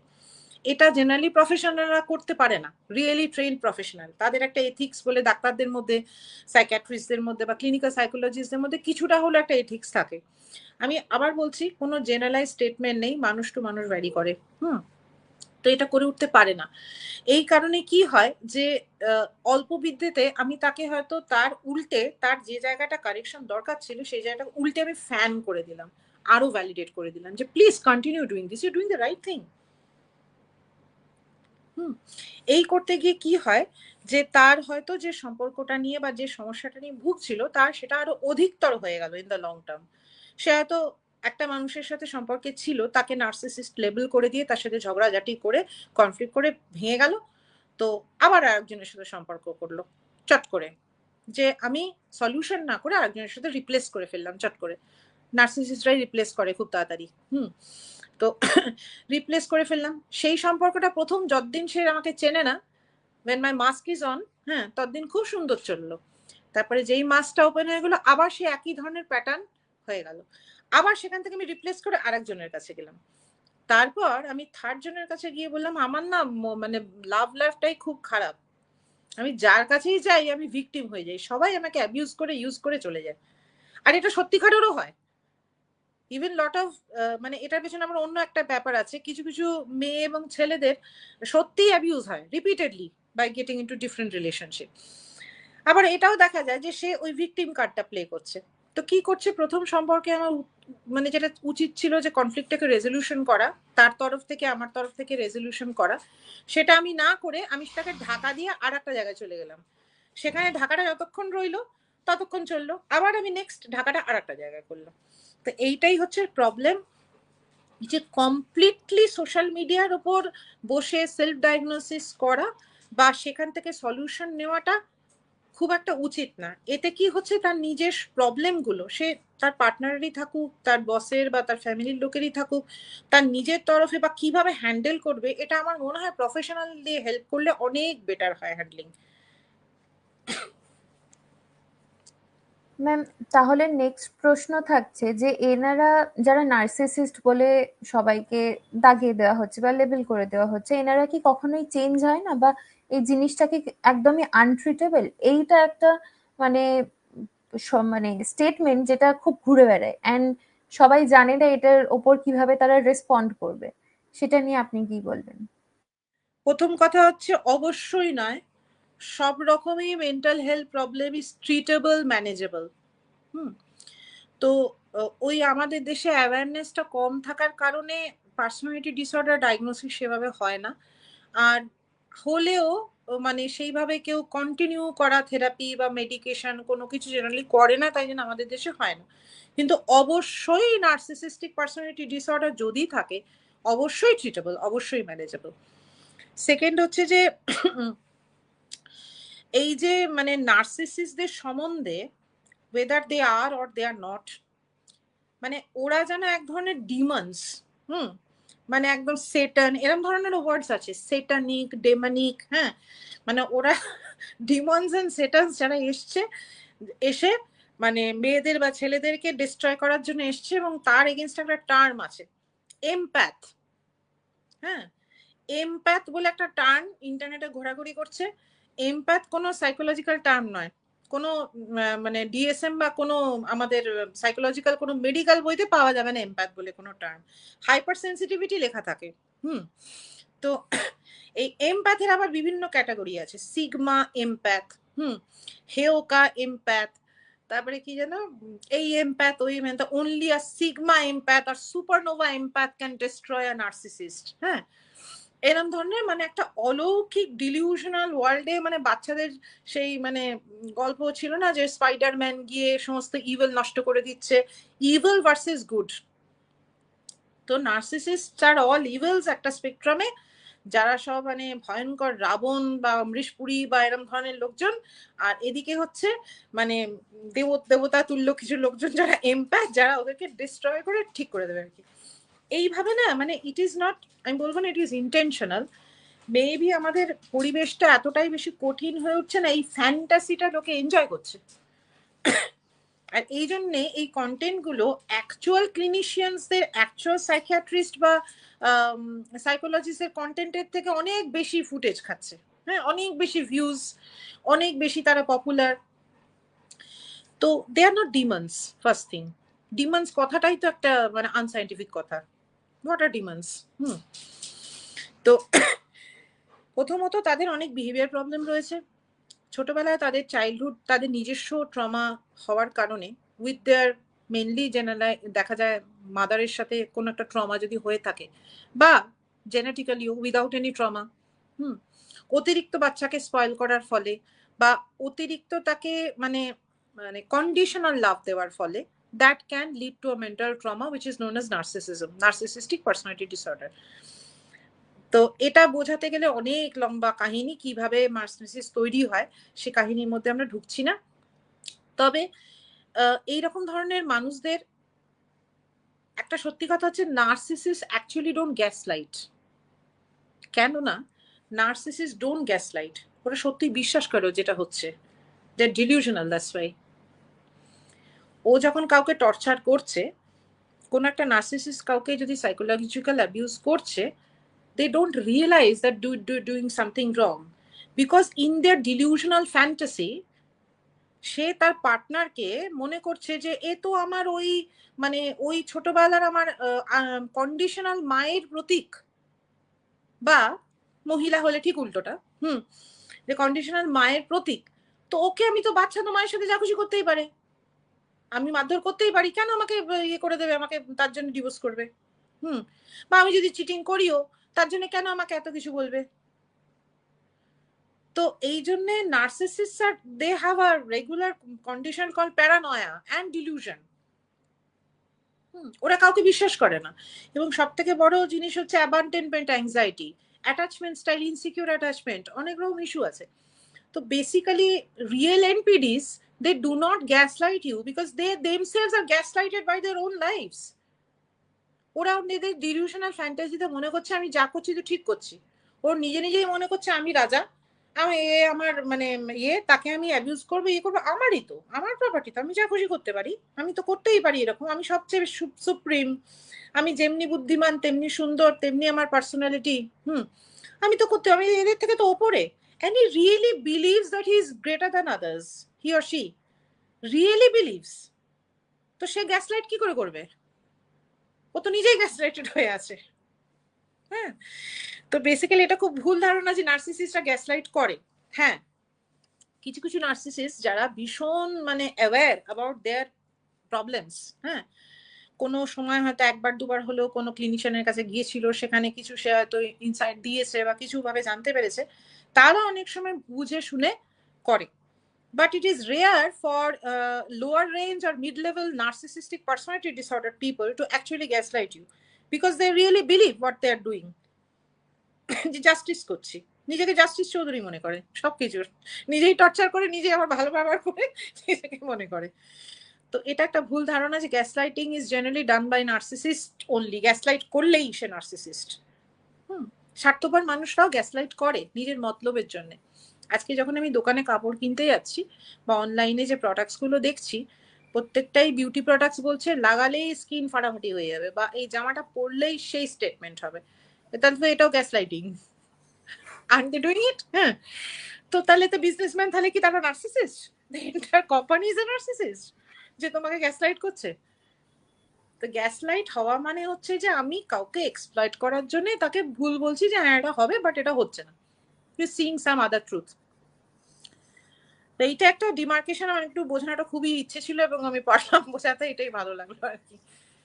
হ্যাঁ ম্যাম, আপনি খুব ভালো করে বুঝিয়েছেন। মানে কোথাও গিয়ে যেগুলো নিয়ে মিসকনসেপশন গুলো হয় সেইগুলোকেই একটা দিশা দেখানো, যেখানে গিয়ে মানুষ দিশা খুঁজে পায় না, এটাই তো দরকার ছিল। আর thank you for doing that.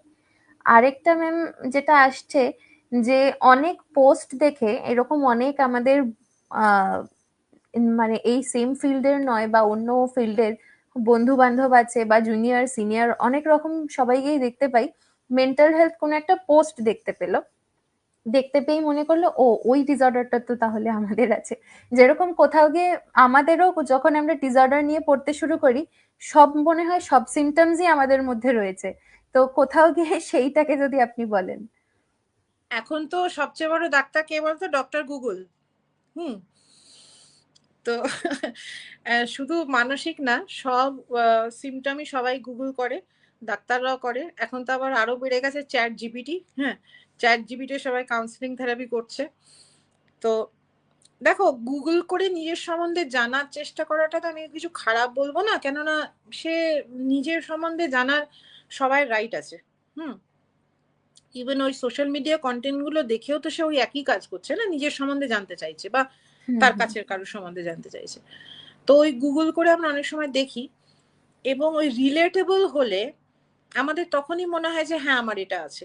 আর মানসিক সমস্যা ইভেন মানে ফিজিক্যাল যে মেডিকেল ডায়াগনোসিস গুলো হয়, the entire medical diseases from head to toe they all overlap. হ্যাঁ, যেরকম ঠান্ডা লাগলেও জ্বর আসতে পারে, বা মানে ম্যালেরিয়া হলেও জ্বর আসতে পারে, বা ডেঙ্গু হলেও জ্বর আসে, বাট প্রত্যেকটা ডিজিজ তো আলাদা। তো there are some common symptoms, overlapping symptoms, specially psychologically mental হেলথের ক্ষেত্রে প্রচুর ওভারল্যাপিং সিমটমস হয়। যেরকম ডিপ্রেশনের পেশেন্টদের মধ্যে অ্যাংজাইটি খুব কমনলি দেখা যায়, শুধুই ডিপ্রেসড জেনারেলি কম দেখা যায়। অ্যাংজাইটি পেশেন্টদের মধ্যে অনেক সময় ডিপ্রেশন চলে আসে over long term. Personality disorder যাদের থাকে তাদের নানা রকম থাকে, অবসেশন থাকে, কম্পালশন থাকে, ট্রাস্ট ইস্যুস থাকে, ডিপ্রেশন থাকে, অ্যাংজাইটি থাকে, প্যানিক অ্যাটাক হয়, হ্যাঁ, অ্যাঙ্গার ইস্যুস থাকে। তা এই সমস্ত কিছুই ওভারল্যাপ করছে with all the diseases. Bipolar পেশেন্টসদের ক্ষেত্রে মুডি হয়ে যাওয়ার টেন্ডেন্সি বা ইম্পালসিভ হয়ে যাওয়ার টেন্ডেন্সি, ইম্পালসিভ তো এমনিও মানুষে হয়, মুডি তো এমনিও মানুষে, যে কোনো মুডি পার্সনই তো বাইপোলার নয়, বা যে কোনো অবসেসড পার্সনই তো নট সাফারিং ফ্রম ওসিডি। কেউ যদি নিজেকে ইন্ট্রোভার্ট বলে, আবার কেউ বলে আমি না সোশ্যাল অ্যাংজাইটিতে ভুগছি। এটা বাচ্চাদের মধ্যে খুব কমনলি দেখি, টিনেজাররা এসে আমাকে বলে ma'am I have social anxiety বলে আর কি। ওরা ওটা দেখে টেকে ডায়াগনোসিস করেই টরেই এসছে আর কি। তো এবার এই জায়গাগুলোকে বুঝতে হবে যে what is the difference between an introvert and a social person with social anxiety. ইন্ট্রোভার্টরা generally are not scared of judgment. যার সোশ্যাল অ্যাংজাইটি আছে they are scared of judgment, they are scared of being negatively evaluated. আমি কথা বলতে গেলেই, মিশতে গেলেই আমাকে বাজেভাবে দেখবে, আমাকে বোকা ভাববে, আনস্মার্ট ভাববে, কথা বলতে পারবো না ভাববে। ল্যাক অফ কমিউনিকেশন স্কিলস হলে তার এটা মনে হতে পারে, কোথাও তার চেহারা চরিত্রী বা তার ব্যক্তিত্বের মধ্যে কোনো ঘাটতি থাকলে তার মনে হচ্ছে, সে ভাবতে পারে যে আমাকে নেগেটিভলি ইভ্যালুয়েট করবে কোনো ব্যাড এক্সপিরিয়েন্স থেকে। So not all introverts are suffering from social anxiety. Introverts, on the other hand, true introverts, they're not scared of judgment. তারা ক্লাটারটা পছন্দ করে না, আননেসেসারি ওভার স্টিমুলেটেড হতে পছন্দ করে না, 50টা মানুষের সাথে হা হি হি চিৎকার চেঁচা মেচি পছন্দ করে না। তাই জন্য তারা একটা দুটো লোকের সাথে কমফোর্টেবলি মেশে। But it's about judgment. The basic distinction is judgment. They are not scared of judgment. And যাদের সোশ্যাল অ্যাংজাইটি আছে তারা দে আর স্কেয়ার্ড অফ জাজমেন্ট। ঠিক যেরকম ওসিডির ক্ষেত্রে যে কোনো কিছু নিয়ে অবসেস করলে, কেউ একটু বেশি হাত ধুলে বা ছুচিবাই হলে বা কোনো চেকিং করলেই তার মানে সে ওসিডির patient, I am so OCD, I want to sleep in, এইসব তো কথাবার্তা চলতেই থাকে। I am so OCD about this, I am so OCD about this. OCD একটা চরম রকমের সমস্যা, যেটাকে হ্যান্ডেল করতে তোমরা জানবে আমাদের অবস্থা খারাপ হয়ে যায় একেবারে, ডাক্তার, সাইকিয়াট্রিস্ট এবং ওসিডি সবার থাকে না। যতক্ষণ একটা সমস্যা, obsession, compulsion, anxiety, depression, anger মোটামুটি ম্যানেজেবল হচ্ছে, আমি সুস্থভাবে লাইফ কাটাতে তাও পারছি, কাজ করতে পারছি, সম্পর্ক মেনটেন করতে পারছি, সমাজের মধ্যে থাকতে পারছি, ততক্ষণ সেটাকে আমরা ডিসঅর্ডার ধরবো না। এটাই হচ্ছে ডিমার্কেশন। ডিমার্কেশন হচ্ছে যতক্ষণ আমার কাছের লোক, আমার কাজকর্মের জায়গায়, আমার সম্পর্ক সবকিছু মোটামুটি কম বেশি হয়ে ম্যানেজেবল হচ্ছে এবং আমার নিজের সাফারিং ম্যানেজেবল হচ্ছে, ততক্ষণ এটাকে ডিসঅর্ডার ধরা যায় না। প্লাস একটা যখন ডায়াগনোসিস করা হয় তখন একটা টাইম পিরিয়ড আমরা দেখি যে 6 মাস ধরে ভুগছে কি 1 বছর ধরে ভুগছে কি, সেই টাইম পিরিয়ডটাও দেখা জরুরি to understand weather it just turned into a disorder. যেরকম ধরুন কারুর একটা কাছের মানুষ মারা গেলে, বাবা মা বা স্পাউস বয়সকালে যে প্রসেসটা দিয়ে আমরা যাই সেটাকে বলি ফেজ অফ বিরিভমেন্ট অর গ্রিফ। এই ফেজ অফ বিরিভমেন্ট অ্যান্ড গ্রিফটা কি ডিপ্রেশন, ক্লিনিক্যাল ডিপ্রেশন?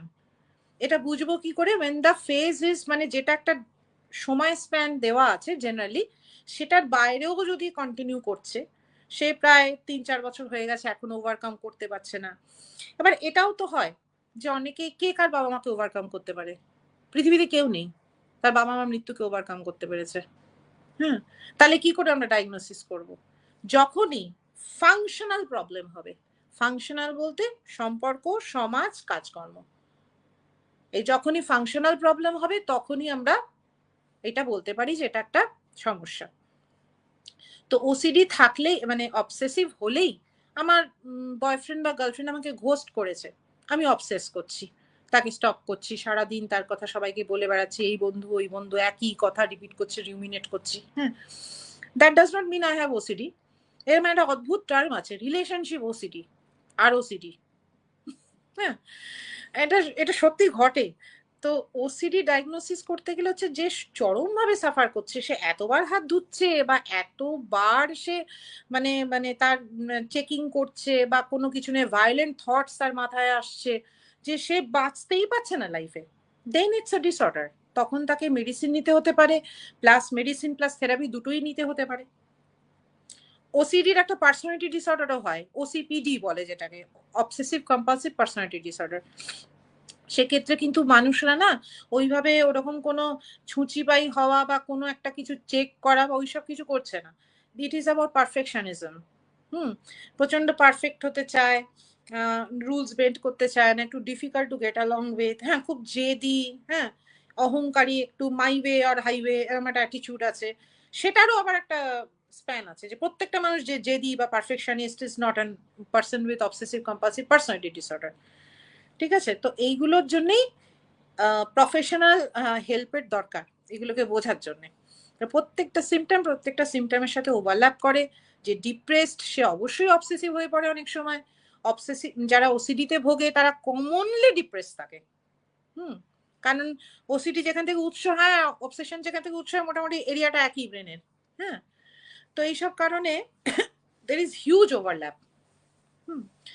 তো এই কারণে আমার মনে হয় যখনই কোনো কনফিউশন হবে, better to go for a professionally trend person to get a diagnosis. Absolutely. এইখানেই আমি পরবর্তী প্রশ্নে আসতাম, কিন্তু আপনি অলরেডি সেটা আনসার করে ফেললেন। সেটা হচ্ছে সেলফ ডায়াগনোসিস। এই যে সেলফ ডায়াগনোসিস ব্যাপারটা, এখন আপনি যেমন বললেন যে চ্যাট জিপিটি বা গুগল, মানে ডক্টর গুগলের থেকেই সবাই নিয়ে নিচ্ছে যে আমাকে এইভাবে চললেই আমি 2 দিন চলবো, 7 দিন চলবো। এবং গুগলে এরকমও লেখা থাকে কিছু ক্ষেত্রে যে 21 দিন আপনি যদি এটা প্র্যাকটিস করেন তাহলে আপনার এটা হয়ে যাবে, which is a proven fact দো, যে 21 দিন আমি কিভাবে প্র্যাকটিস করছি।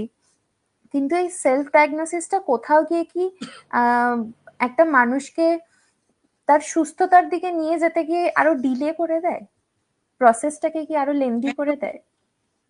হ্যাঁ, গুগল করে নিজের সম্বন্ধে জানা বোঝা ভালো, ইউ শুড ডু ইট দরকার পড়লে। হ্যাঁ, কিন্তু just don't depend on it, just don't depend on social media or Google. কেননা কি হয় জানেন তো, কেন এটা করে মানুষ, তার কারণ হচ্ছে যে আমি সোশ্যাল মিডিয়ায় বসে বা গুগলে বসে যদি আমার সমস্যার সমাধান পেয়ে যাচ্ছি, আমার এত খাটনি করে সাইকিয়াট্রিস্টের কাছে বা থেরাপিস্টের কাছে তো আরোই প্রবলেম, প্রতিদিন সেশনে আসতে, মানে প্রত্যেক উইকে সেশনে আসতে হবে, এত খাটনি আর এত টাকা পয়সা কেন ইনভেস্ট করব। এইটা ভেবে সে চট করে কুইক অ্যান্ড ইজি সলিউশন, তো মানুষের নেচারই, সে সেটা চাইছে। তো তাই জন্য সে যখন আনসারগুলো পেয়ে যাচ্ছে কোনো সোশ্যাল মিডিয়া কন্টেন্টে বা গুগল করে যখন আনসার পেয়ে যাচ্ছে, তো তার এত খাটনি করার দরকার কি। এইটাই হচ্ছে অ্যাটিটিউড। এবং এর থেকে সেলফ ডায়াগনোসিসটা যদি ভুল হয়ে থাকে, যেরকম অনেকেই এসে বলে আমি না আমি বুঝতে পেরেছি যে আমার না কি আছে জানো, আমার হ্যাঁ ওসিডি আছে।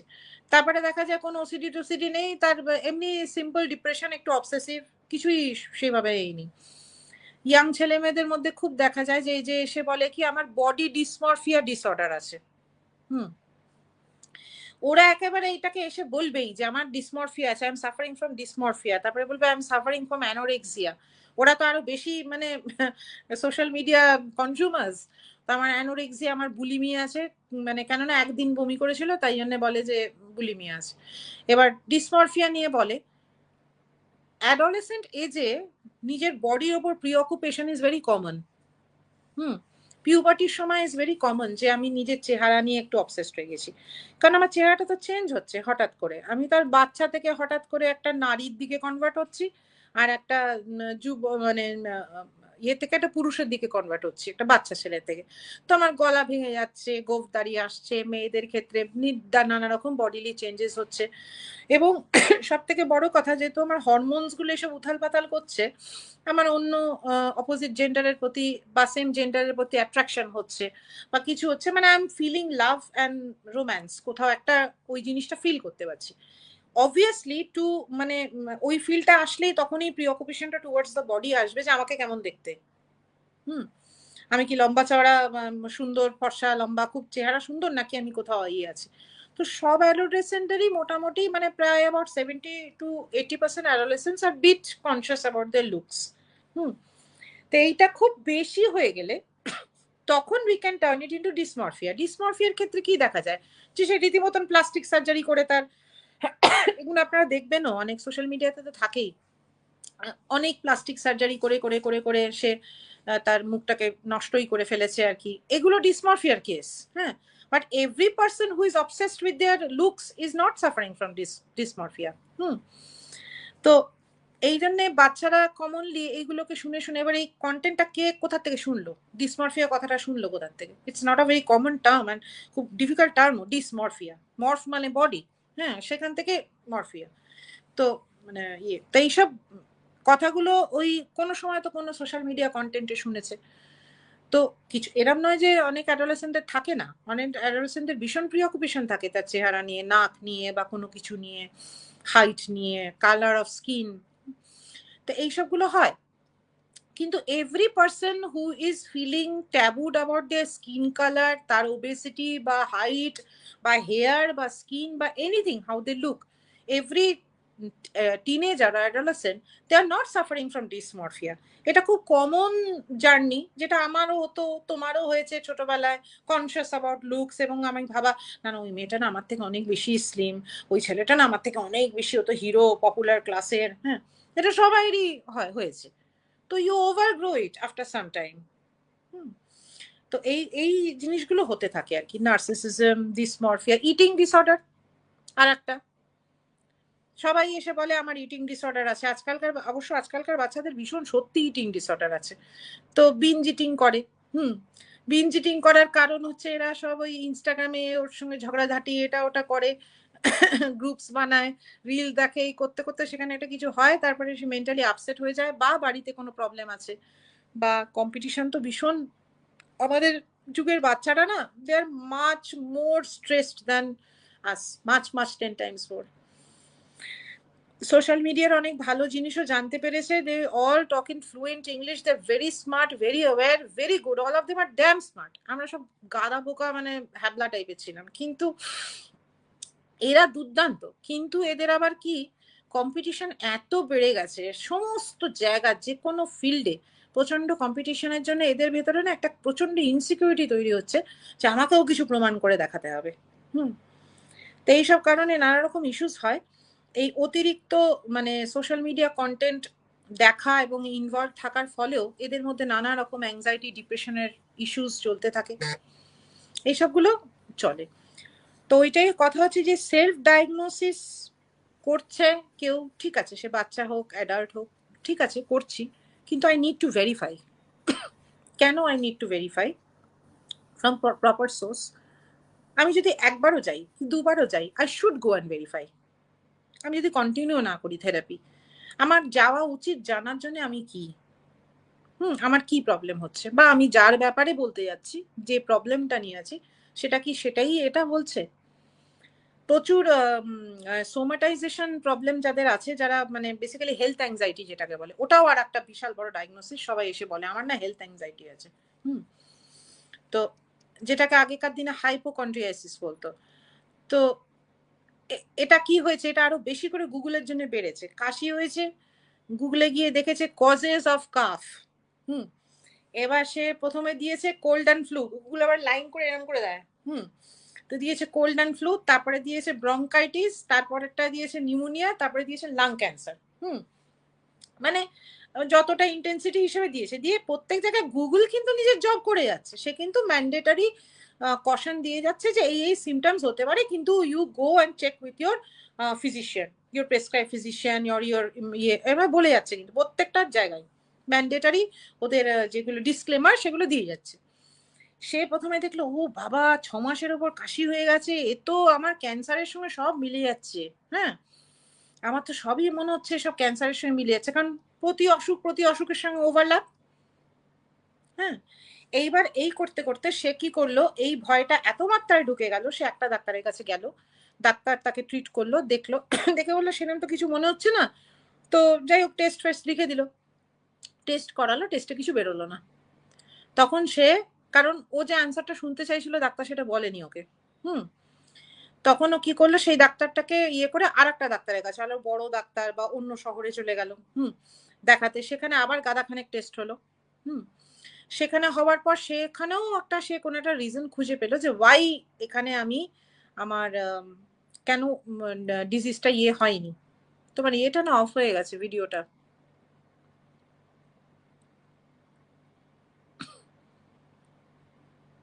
হ্যালো, হ্যাঁ এবার চলে এসছে।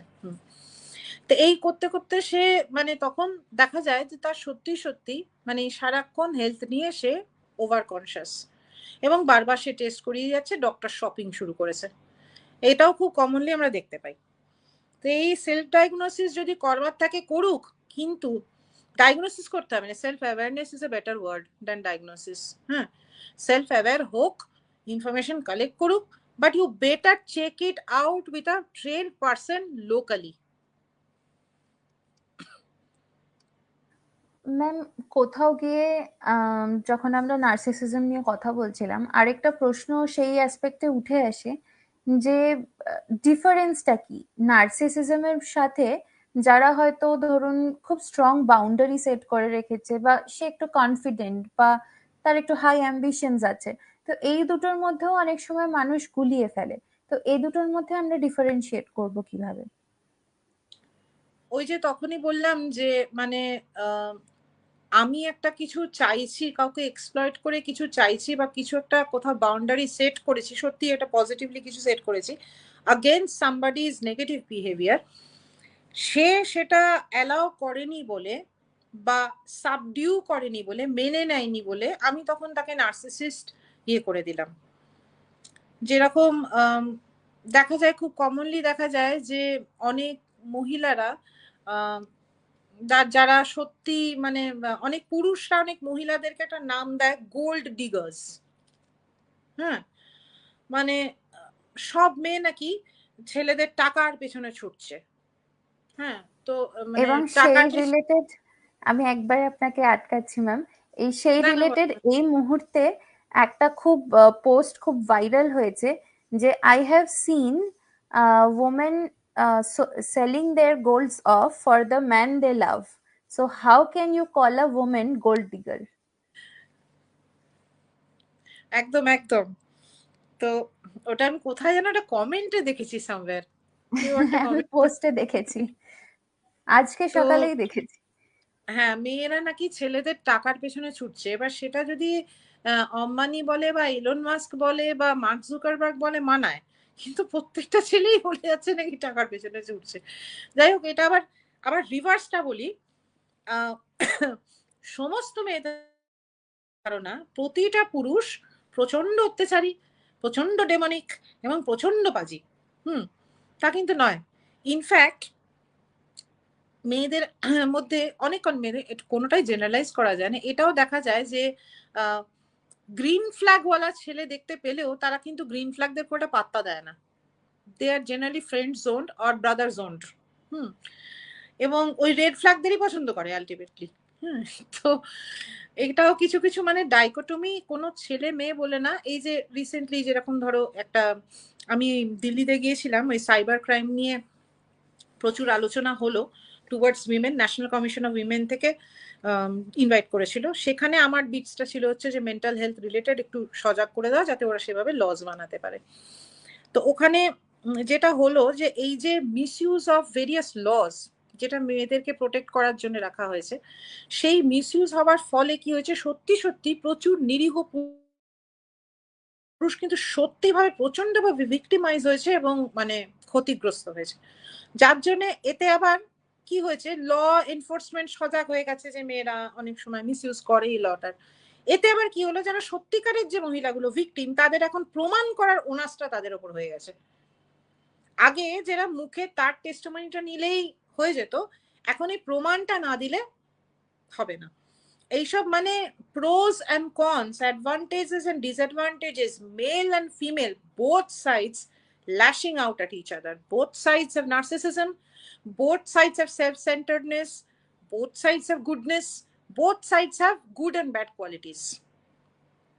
তবে ছেলে মেয়েদের মধ্যে এখন মানে ওই যে আমি সেদিনকে একটা ইয়েতে বললাম, লাভ আজকাল বলে একটা ভিডিও করেছিলাম, যে কেন কেউ সত্যিকারের ভালোবাসা খুঁজে পাওয়া যাচ্ছে না, কারণ men are hating women, women are hating men nowadays. তো ভেতর থেকে বেশিরভাগ মেন আর মিসোজাইনিস্টিক, অ্যান্ড বেশিরভাগ পুরুষই মিসোগাইনিস্টিক, অ্যান্ড বেশিরভাগ মেয়ে মিসঅ্যান্ড্রিস্ট। ভেতর থেকে খুব ডিপলি যদি ভাবা যায়, তো ভেতর থেকে কেউই কাউকে ট্রাস্ট করতে পারছে না, এমন একটা পরিস্থিতি হলো। ওই জন্য বিয়ের সংখ্যা কমে যাচ্ছে, রিলেশনশিপ গুলো বেশি দূর টানা যাচ্ছে না। তার মধ্যে একটা স্পেকট্রাম হচ্ছে নার্সিসিজম। সবাই নার্সিসিস্ট নয়, একটু কনফ্লিক্ট হলেই, স্বার্থের মানে কি বলবো কনফ্লিক্ট হলেই সঙ্গে সঙ্গে একে অপরকে লেবেল করে দিচ্ছে নার্সিসিস্ট। এটাই হচ্ছে মানে the bad side of this আর কি, the sad side of this rather. Ma'am, এই যে লেবেলিং করে দেওয়া হচ্ছে যে আমার বস খুব নার্সিসিস্ট, বা আমার husband is a narcissist, for that I need a divorce with him, বা কোথাও গিয়ে গ্যাসলাইট করা হচ্ছে, অনেকগুলো ব্যাপার একসঙ্গে ঘটছে। তো সেটা অ্যাকচুয়াল যারা এই সমস্যাগুলোর মধ্যে দিয়ে ভুগছে তাদেরকে কতটা এফেক্ট করছে? তারা কি কোথাও গিয়ে পিছিয়ে পড়ছে বা এগিয়ে আসছে না টু সিক হেল্প? অ্যাকচুয়ালি সত্যি কথা বলতে না, এই নার্সিসিজম সম্বন্ধে আমাদের দেশে খুব একটা অ্যাওয়ারনেস নেই। ইনফ্যাক্ট মানে এই সমস্ত কিছুর আলোচনার পেছনে the truth of the matter is that there are lots of people with actual narcissistic personality disorder. They are part of society, এবং তারা সারা জীবন ধরেই হয়তো নানান মানুষের উপর অত্যাচার বা অ্যাবিউজ করে গেছে। না তারা কোনোদিন ভেবেছে কোনো ডাক্তারের কাছে যাওয়া, না তাকে মানে কেউ মেন্টাল মানে কোনো ইস্যু আছে বলে ভাবেইনি, জাস্ট একটা রাগী বা নেগেটিভ পার্সন হিসেবে ধরে নিয়েছে। হয়তো তার একটা ফুল ব্লোন ডিসঅর্ডার আছে, এবং সে সারা জীবন, এবং এটা তো আমাদের সমাজে তো, ভারতীয় সমাজে তো ভীষণই দেখা যায় যে শাশুড়ি বা হাজব্যান্ডের ওপর অত্যাচারিত হয়ে সারা জীবন কাটিয়ে দিয়েছে। অল্প স্বল্প অনেকেরই হয়, মিডিয়াম অনেকেরই হয়, কিন্তু খুব বেশি লেভেলেরও হওয়া তো প্রচুর মানুষ আছে। হ্যাঁ, তো তাদেরকে কে ভাবতে গেছে? এবং আমাদের দেশটা তো does not consist of Kolkata, Bombay, Delhi, Bangalore, Pune, Hyderabad or any other advanced places. It consists of several rural places, small towns. সেখানে কি নার্সিসিস্ট থাকতে পারে না? কিন্তু তুমি কি ভাবতে পারছো কোনোদিন যে কোনো একটা মানে ধরো কোনো একটা গ্রামে গিয়ে, ইভেন ছেড়ে দাও দূরের কথা, সাউথ বেঙ্গলের কোনো একটা গ্রামে গিয়ে বা নর্থ বেঙ্গলের কোনো একটা গ্রামে গিয়ে তার ফ্যামিলিতে কে নার্সিসিস্ট আছে, তার ডায়াগনোসিস হবে, সে নিয়ে কালচার হবে, আর সে থেরাপিতে যাবে? ভাবা যায়? অসম্ভব। এই জন্যেই নার্সিসিস্ট থাকলেও তাকেই সে সেভাবেই চলেছে, সে হয়তো সম্পর্ক ছেদ হয়ে গেছে বা মারধর খেয়েছে বা চলেছে। আমি ছেলে পুরুষ, মহিলা পুরুষ উভয়ই বলছি, এখানে সবসময় 50-50 ব্যাপারটা। তো এমনও মহিলারা আছেন, আমরা দেখেছি যে তারা সারা জীবন ধরে ছুরি ঘুরিয়ে ঘুরিয়ে ফ্যামিলিতে প্রচুর ডিসঅর্ডার এনেছে। ছেলে মেয়েকে এর সাথে ওকে কম্পেয়ার করিয়ে, ওর সাথে ওকে নাচিয়ে, এ করে, একে ফেভারিটিজম করে, ওকে ফেভারিটিজম করে নিজের কন্ট্রোলটাকে মেনটেন করেছে। শুধু ছেলেদের কেন বলবো, হ্যাঁ। তো এইগুলো প্রচুর ফ্যামিলিতে দেখে, সেটার এফেক্টে তার যারা ছেলে মেয়েরা তারা তাদের পার্টনারদের সাথে সেই বিহেভিয়ার গুলো করছে। হ্যাঁ, বা সেই control, narcissism is all about control. তো and they will do anything to regain back that control. আর সে কেন এটা করছে? Not because they're demons, because they're terribly insecure. They've suffered a trauma. সে ট্রমাটার ব্যাপারে they are not aware. সে ট্রমাটা ছোটবেলায় মার থেকেও আসতে পারে বা জেনেটিক্যালিও আসতে পারে। So their default mechanism inside is them that just because I got hurt, abused, I faced, I did not get unconditional love and affection, আমাকেও সেই রকম লোককে এক্সপ্লয়েট করতে হবে, সবাইকে করতে হবে। তো নার্সিসিস্টের কোপিং মেকানিজমটাই হচ্ছে যে আমি গ্র্যান্ডিওস দিয়ে আমি আমার মানে মাস্কটা পরে থেকে আমি নিজেকে প্রোটেক্ট করছি, that is their protective mechanism. ওই জন্যে নার্সিসিজম কিওর করা একটু ডিফিকাল্ট, কারণ ওই কিওর করতে যাওয়া মানে এক্সপোজ করে ফেলা নিজেকে, ঠিক আছে? ইনসিকিউর মানে আমি মেন্টাল হেলথ প্রফেশনাল কাছে যাওয়া মানেই আমার যে মাস্কটা, যেটা আমার ডিফেন্স মেকানিজম ছাড়া মানুষ বাঁচতে পারে না, যে কোনো মানুষ, তার নার্সিসিজম থাকুক আর না থাকুক, নর্মাল হোক, প্রত্যেকটা মানুষের ডিফেন্স মেকানিজম আছে। এই ডিফেন্স মেকানিজমটা যদি সে ওপেন করে দেয় কোনো মেন্টাল হেলথ প্রফেশনালের কাছে, তাহলে তো তার basic concept of narcissism goes off, his mask falls off. ওই জন্যে দেখা যায় নার্সিসিস্টরা জেনারেলি মেন্টাল হেলথ প্রফেশনালদের কাছে যায় না, উন্নত ভাবনার দেশ বা পরিবেশ না হলে, আর গেলেও কন্টিনিউ করে না থেরাপি। আর এখানে একটা ছোট্ট কথা বলে দিই, চাইল্ডহুড ট্রমার এই যে পার্সোনালিটি ডিসঅর্ডারের যে ক্লাস্টারটা আছে, ক্লাস্টার বি যেটাকে বলে, যেখানে ডার্ক টেট্রাড বলে, যে borderline, হিস্ট্রানিক, narcissism, psychopathy and Machiavellianism, এই পুরোটাই এদেরকে ডেসক্রাইব করা হয় হচ্ছে আনস্টেবল, ইরাটিক, ইম্পালসিভ, অ্যাংরি, মানে ইমোশন নিয়ে এদের প্রবলেম। এরা একে অপরের মানে প্রতীক, মানে কয়েনের এপিটোপিট। হ্যাঁ, তো এটা আমরা খুব কমনলি শুনতে পাই। মানে আমার ধারণা যে borderlines are basically failed narcissists. কারণ বর্ডার লাইন কি করে, খুব অ্যাংশাস, সে সবসময় প্লিজ করতে চায়, সে সবসময় মানে কাউকে ধরে রাখার জন্য ডেসপারেট বিহেভিয়ার করে, এবং ঠিক সেম জিনিসটাই নার্সিসিস্ট করে, কাউকে ধরে রাখার জন্য সে তাকে অত্যাচার করবে আবার টেনে নিয়ে আসবে, অত্যাচার করবে আবার টেনে নিয়ে আসবে। তো যাই হোক, মোট কথা হচ্ছে যে এই নার্সিসিস্টদের যদি সত্যি সে নার্সিসিস্ট কিনা সেই ডায়াগনোসিসটা করতে অনেক টাইম লাগে, এই জিনিসগুলো কিওর করা যায় না, একেবারেই এটা ভুল কথা। অ্যাওয়ারনেস থাকা চাই, তার নিজের কিওর করার ইচ্ছে থাকা চাই, এবং তার জন্য অ্যাডমিট করাটাই তো প্রবলেম। অ্যাডমিট করে যে যাবে সেটাই তো সে করতে পারছে না, because that means opening of the defence mechanism. এই জন্য আমরা বেশিরভাগই নার্সিসিস্টদের ভিকটিমসদের আমাদের কাছে পাই more than the narcissist themselves. Absolutely ma'am. And ma'am, এই যে পুরো আমাদের আজকের আলোচনাটা, তার মধ্যে দিয়ে আমরা যেটা ধরে মানে তুলে ধরতে পারলাম সেটা হচ্ছে যে ইনফ্লুয়েন্সার্স বা অনেক আরো আমাদের মতনই আরো অর্গানাইজেশন, তারা হয়তো সোশ্যাল মিডিয়াতে অনেক রিলস করছে, ভিডিওস করছে, করে অ্যাওয়্যার করার চেষ্টা করছে। তো মানে কোথাও গিয়ে আপনার তাদের জন্য কি সাজেশন থাকবে যাতে একটা ব্যালেন্সড অ্যাওয়ারনেস করা যায় উইথ দ্য অ্যাকিউরেসি, মানে ফলস ইনফরমেশন নয়, বা একটা জেনারেলাইজড ইনফরমেশন, অবশ্যই জেনারেলাইজডই দিতে হবে, মানে খুব বেশি স্পেসিফিক টু দ্য ডোমেন নিশ্চয়ই দেওয়া কথা নয়, কিন্তু সবটা ব্যালেন্স করে কিভাবে তারা সেটা করতে পারে?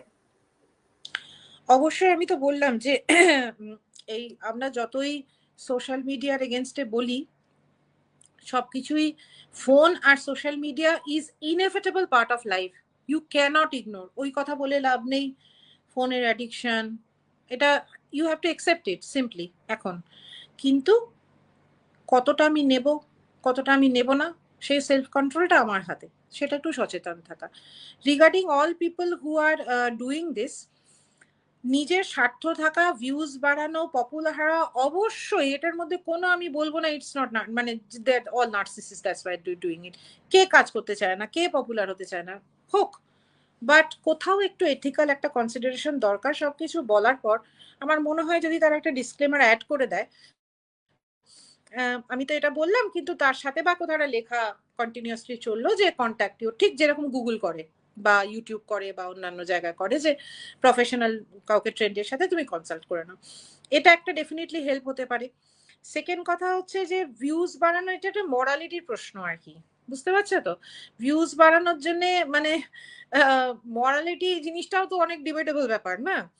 তো মানে সেলফ লাভ বলে অনেক পোস্ট আসে, দেখবে যে self love, I believe in ইয়ে সেলফ লাভ, এইসব ঠিক আছে। এবার সে সত্যি অ্যাবিউজড হয়ে একটা জায়গায় পৌঁছে গিয়ে সেলফ লাভটা বুঝতে পেরেছে, নাকি সে কাউকে এক্সপ্লয়েট করে সেলফ লাভ করছে, বোঝা খুব মুশকিল, প্রত্যেকটা কেস আলাদা। তো এই জন্যে যারা এসব কন্টেন্ট বানাচ্ছে অবশ্যই তারা সমাজকে হেল্পও করতে চাইছে, সে হয়তো নিজেও ফেস করেছে তাই জন্য রিলেট করতে চাইছে, তার নিজের হিলিং করতে চাইছে হয়তো। অনেক ইনফ্লুয়েন্সার, অনেক ইউটিউবার যারা এরকম কোনো কষ্ট পেয়েছে জীবনে বা কিছু হয়েছে, সে নিজেকে হিল করবারই একটা রাস্তা খুঁজে পেয়েছে। হ্যাঁ, সে এটা ভালো জিনিস, সবটাই ভালো, বাট আমার মনে হয় একটু সতর্ক থাকা দরকার। যে কারণে এই কন্টেন্ট গুলোর ওপর তো কোনো কন্ট্রোল নেই যে কে দেখবে, অ্যালগোরিদম পিক আপ করে নেবে। কোনো একটা খুব বেশি মানসিকভাবে সুইসাইডাল কোনো মানুষ বা খুব অ্যাংরি কোনো মানুষ, হ্যাঁ, যদি এটাকে দেখে কোনো অ্যাকশন নিয়ে নেয় বা কিছু করে ফেলে, তখন তার একটা ক্ষতি হয়ে গেল। ওই জন্য একটু মরালি ইনক্লাইন্ড হওয়া দরকার। এই মরালিটি তো তৈরি করা যায় না, এথিক্স অ্যান্ড মরালিটিটা একটু মেনটেন করা আমার মনে হয় দরকার। কেন, নিশ্চয়ই নিজের ফেম, নিজের monetisation, go for it, it is not bad, but there should be some lines drawn somewhere. Ma'am, আমার লাস্ট প্রশ্ন আপনার কাছে থাকবে যে how can we as a digital জেনারেশনই যদি ধরে নিই, মানে এখন তো আমরা অনেক বেশি মানে টেকনোলজি ডিপেন্ডেন্ট, তো সেখানে এই ইনফর্মড বা একটা compassionate culture around mental health বা এই যে টার্মস গুলো আমরা আজকে আলোচনা করলাম, সেগুলোকে কিভাবে আমরা এটা বিল্ড করতে পারি ম্যাম? যেটা দরকার হচ্ছে, পৃথিবী থেকে ইমোশনাল ইন্টেলিজেন্স কমে যাচ্ছে। এবং ওই এমপ্যাথি, যদিও এটা কোনো মেডিকেল টার্ম নয়, এমপ্যাথিটা কমে আসছে, স্বার্থপরতার দিকেই ঝুঁকে যাচ্ছে। নার্সিসিস্ট হচ্ছে না, কিন্তু নার্সিসিজমের দিকেই ঝুঁকে যাচ্ছে সমাজটা। তো and that includes everybody means everybody. তো মরালিটি ডাউন হয়ে যাচ্ছে। সেক্ষেত্রে আমার মনে হয় অবশ্যই তার মধ্যে অনেক ভালো মানুষ আছে যারা খুবই ভালো কাজ করছেন, সবাইকে হেল্প করার চেষ্টা করছে। তো সেক্ষেত্রে আমার মনে হয় একে অপরের সাথে এই যে কোঅর্ডিনেশন, নেটওয়ার্কিং মানে করাতে, মেন্টাল হেলথ সম্বন্ধে অ্যাওয়ারনেসের সাথে সাথে অ্যাওয়ারনেস, একটু অ্যাওয়ারনেসের একটা বাজার সবসময় থাকে। সবকিছুই কিন্তু বিজনেস এই পৃথিবীতে। হ্যাঁ, everything ultimately it বয়েলস down to commerce. So ওটাকে বলে লাভ নেই যে শুধু মরালিটি বলে লাভ নেই। কিন্তু বিজনেসের মাধ্যম দিয়েও উদ্দেশ্যটা এই থাকাই উচিত যে নিজেরও ভালো হোক, অন্যেরও ভালো হোক। এই মরালিটিটাকে কেউ তৈরি করতে পারবে না, ইটস ইন্টারনাল। তো এই জায়গাটা করলে, যেরকম অনেক বিজনেস হাউস যে অনেক টাকা কামাচ্ছে কিন্তু প্রচুর সোশ্যাল কজে তো টাকা পয়সা দেয়, in fact they are the biggest donators of all social causes, all ইয়ে। তো কি যেন বলে, কর্পোরেট সোশ্যাল রেসপন্সিবিলিটি। সেরকমই ওই ইনফ্লুয়েন্সার বা ইউটিউবার বা সোশ্যাল মিডিয়ার কন্টেন্ট রেসপন্সিবিলিটি হলে একটা ভালো হয়, যে আমি নাম করছি, টাকা কামাচ্ছি, ঠিক আছে, কিন্তু তার সাথে সাথে আমি একটা মরালিও সমাজকে কিছু ফেরত দিয়ে দিচ্ছি। যে সমাজ থেকে আমি পাচ্ছি, সেই সমাজ থেকে আমি কিছু ফেরত দিয়ে দিচ্ছি, কিছু লোকের ভালোও করছি।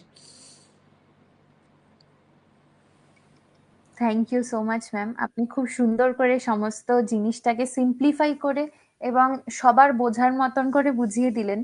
এবং ডেফিনেটলি আরো কিছু জায়গা রয়ে গেল যেগুলো নিয়ে হয়তো ভবিষ্যতে আমাদের আবার একবার সেশনে আসতেই হবে, এবং তার আগাম ইনভিটেশন আমি আজকেই দিয়ে রাখলাম আপনাকে। অ্যান্ড আমি পার্সোনাল এক্সপিরিয়েন্স শেয়ার করছি যে এমন অনেক কিছু জিনিস আপনি এত সুন্দর এক্সপ্লেন করছিলেন, আমার মনে হচ্ছিল না যে মিউট বাটনটা ওপেন করে আমি কিছু বলি। তো I was so into the thing যে কিছু কিছু সময় আমার এরকম ফিল হচ্ছিল। And it is amazing to know something, মানে এত এক্সপিরিয়েন্স আপনার, সেখান থেকে এত কিছু, মানে it shows from your voice that you have a lot of experience in the field, আর সেটা বুঝতে ভীষণ সুবিধা হচ্ছিল অ্যান্ড ভালো লাগছিল overall. Thank you so much ma'am for being with us. And আপনার যদি কিছু বলার থাকে টু দ্য গ্রেটার অডিয়েন্স। আমি তো প্রথমেই বললাম তোমরা দুর্দান্ত কাজ করছো, আর এই মানে সবাইকে নেটওয়ার্কিং করাটা ইজ আ গ্রেট থিং। সবাইকে ডেকে এনে বিভিন্ন অ্যাঙ্গেল থেকে কথা বলা, আমি দেখেছি তোমাদের মিউজিকেরও লোক, মানে এক্সপার্টসরা এসে বলেন মিউজিক ইজ মানে ভেরি মাচ ইম্পর্টেন্ট মেন্টাল হেলথের জন্য। আর্ট, আমার মনে হয় সমাজ হিসেবে না, আর্ট, কম্প্যাশন, কালচার, কবিতা পড়া, বই পড়া, সিনেমা দেখা, এগুলো কিন্তু করতে হবে। হ্যাঁ, কেননা যত ইমোশন হারিয়ে যাবে তত কিন্তু মানে মানুষের মধ্যে না, মানুষের বিদ্বেষ বাড়বে। হ্যাঁ, মেন্টাল হেলথ প্রবলেম বাড়বে। আর বারবার বলছি যে শুধু সোশ্যাল মিডিয়া কন্টেন্ট বা কোনো কিছু দেখে শুধু সেলফ ডায়াগনোসিস করে সেখান থেকে হেল্প নিলে হবে না, এতে কিছুই হবে না। তাতে কি হবে, সব প্রবলেম বেড়ে যেতে পারে। এবং যে delay in taking the actual help, যেটা সবচেয়ে হয় যে আমি তো রিলস দেখেই আমার অ্যাংজাইটি ঠিক করে ফেলেছি, ঘুরে আসবে আবার অ্যাংজাইটি, ঘুরে আসবে ডিপ্রেশন। এগুলো সব অনেক পুরনো প্যাটার্নের জিনিস। সেই প্যাটার্ন মেনটেন করাটাও খুব, প্যাটার্নকে কি করে ইয়ে করতে হয় সেগুলো প্রফেশনালরা বলতে পারবে। এই জন্যে ডোন্ট মানে কাউন্সেলিং থেরাপি করা বা কোনো মেন্টাল হেলথের হেল্প তো মানে আমি পাগল, আমি উইক, এইসব ভাবনা ভুলে যেতে হবে। এগুলো these are very old clichéd staff.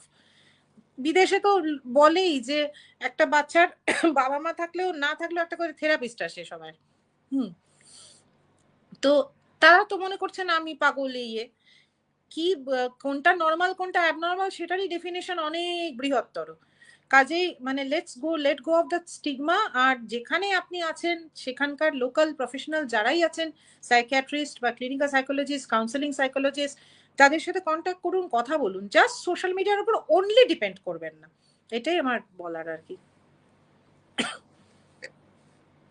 Thank you so much ma'am, খুব ভালো লাগলো আজকের এই সেশনটা। আর ইনভিটেশন তো রইলই পরবর্তী দিনের জন্য। Thank you so much. Thank you, and all the best for all the future wonderful work that you're already doing. Thank you so much, ma'am. Good night, everybody.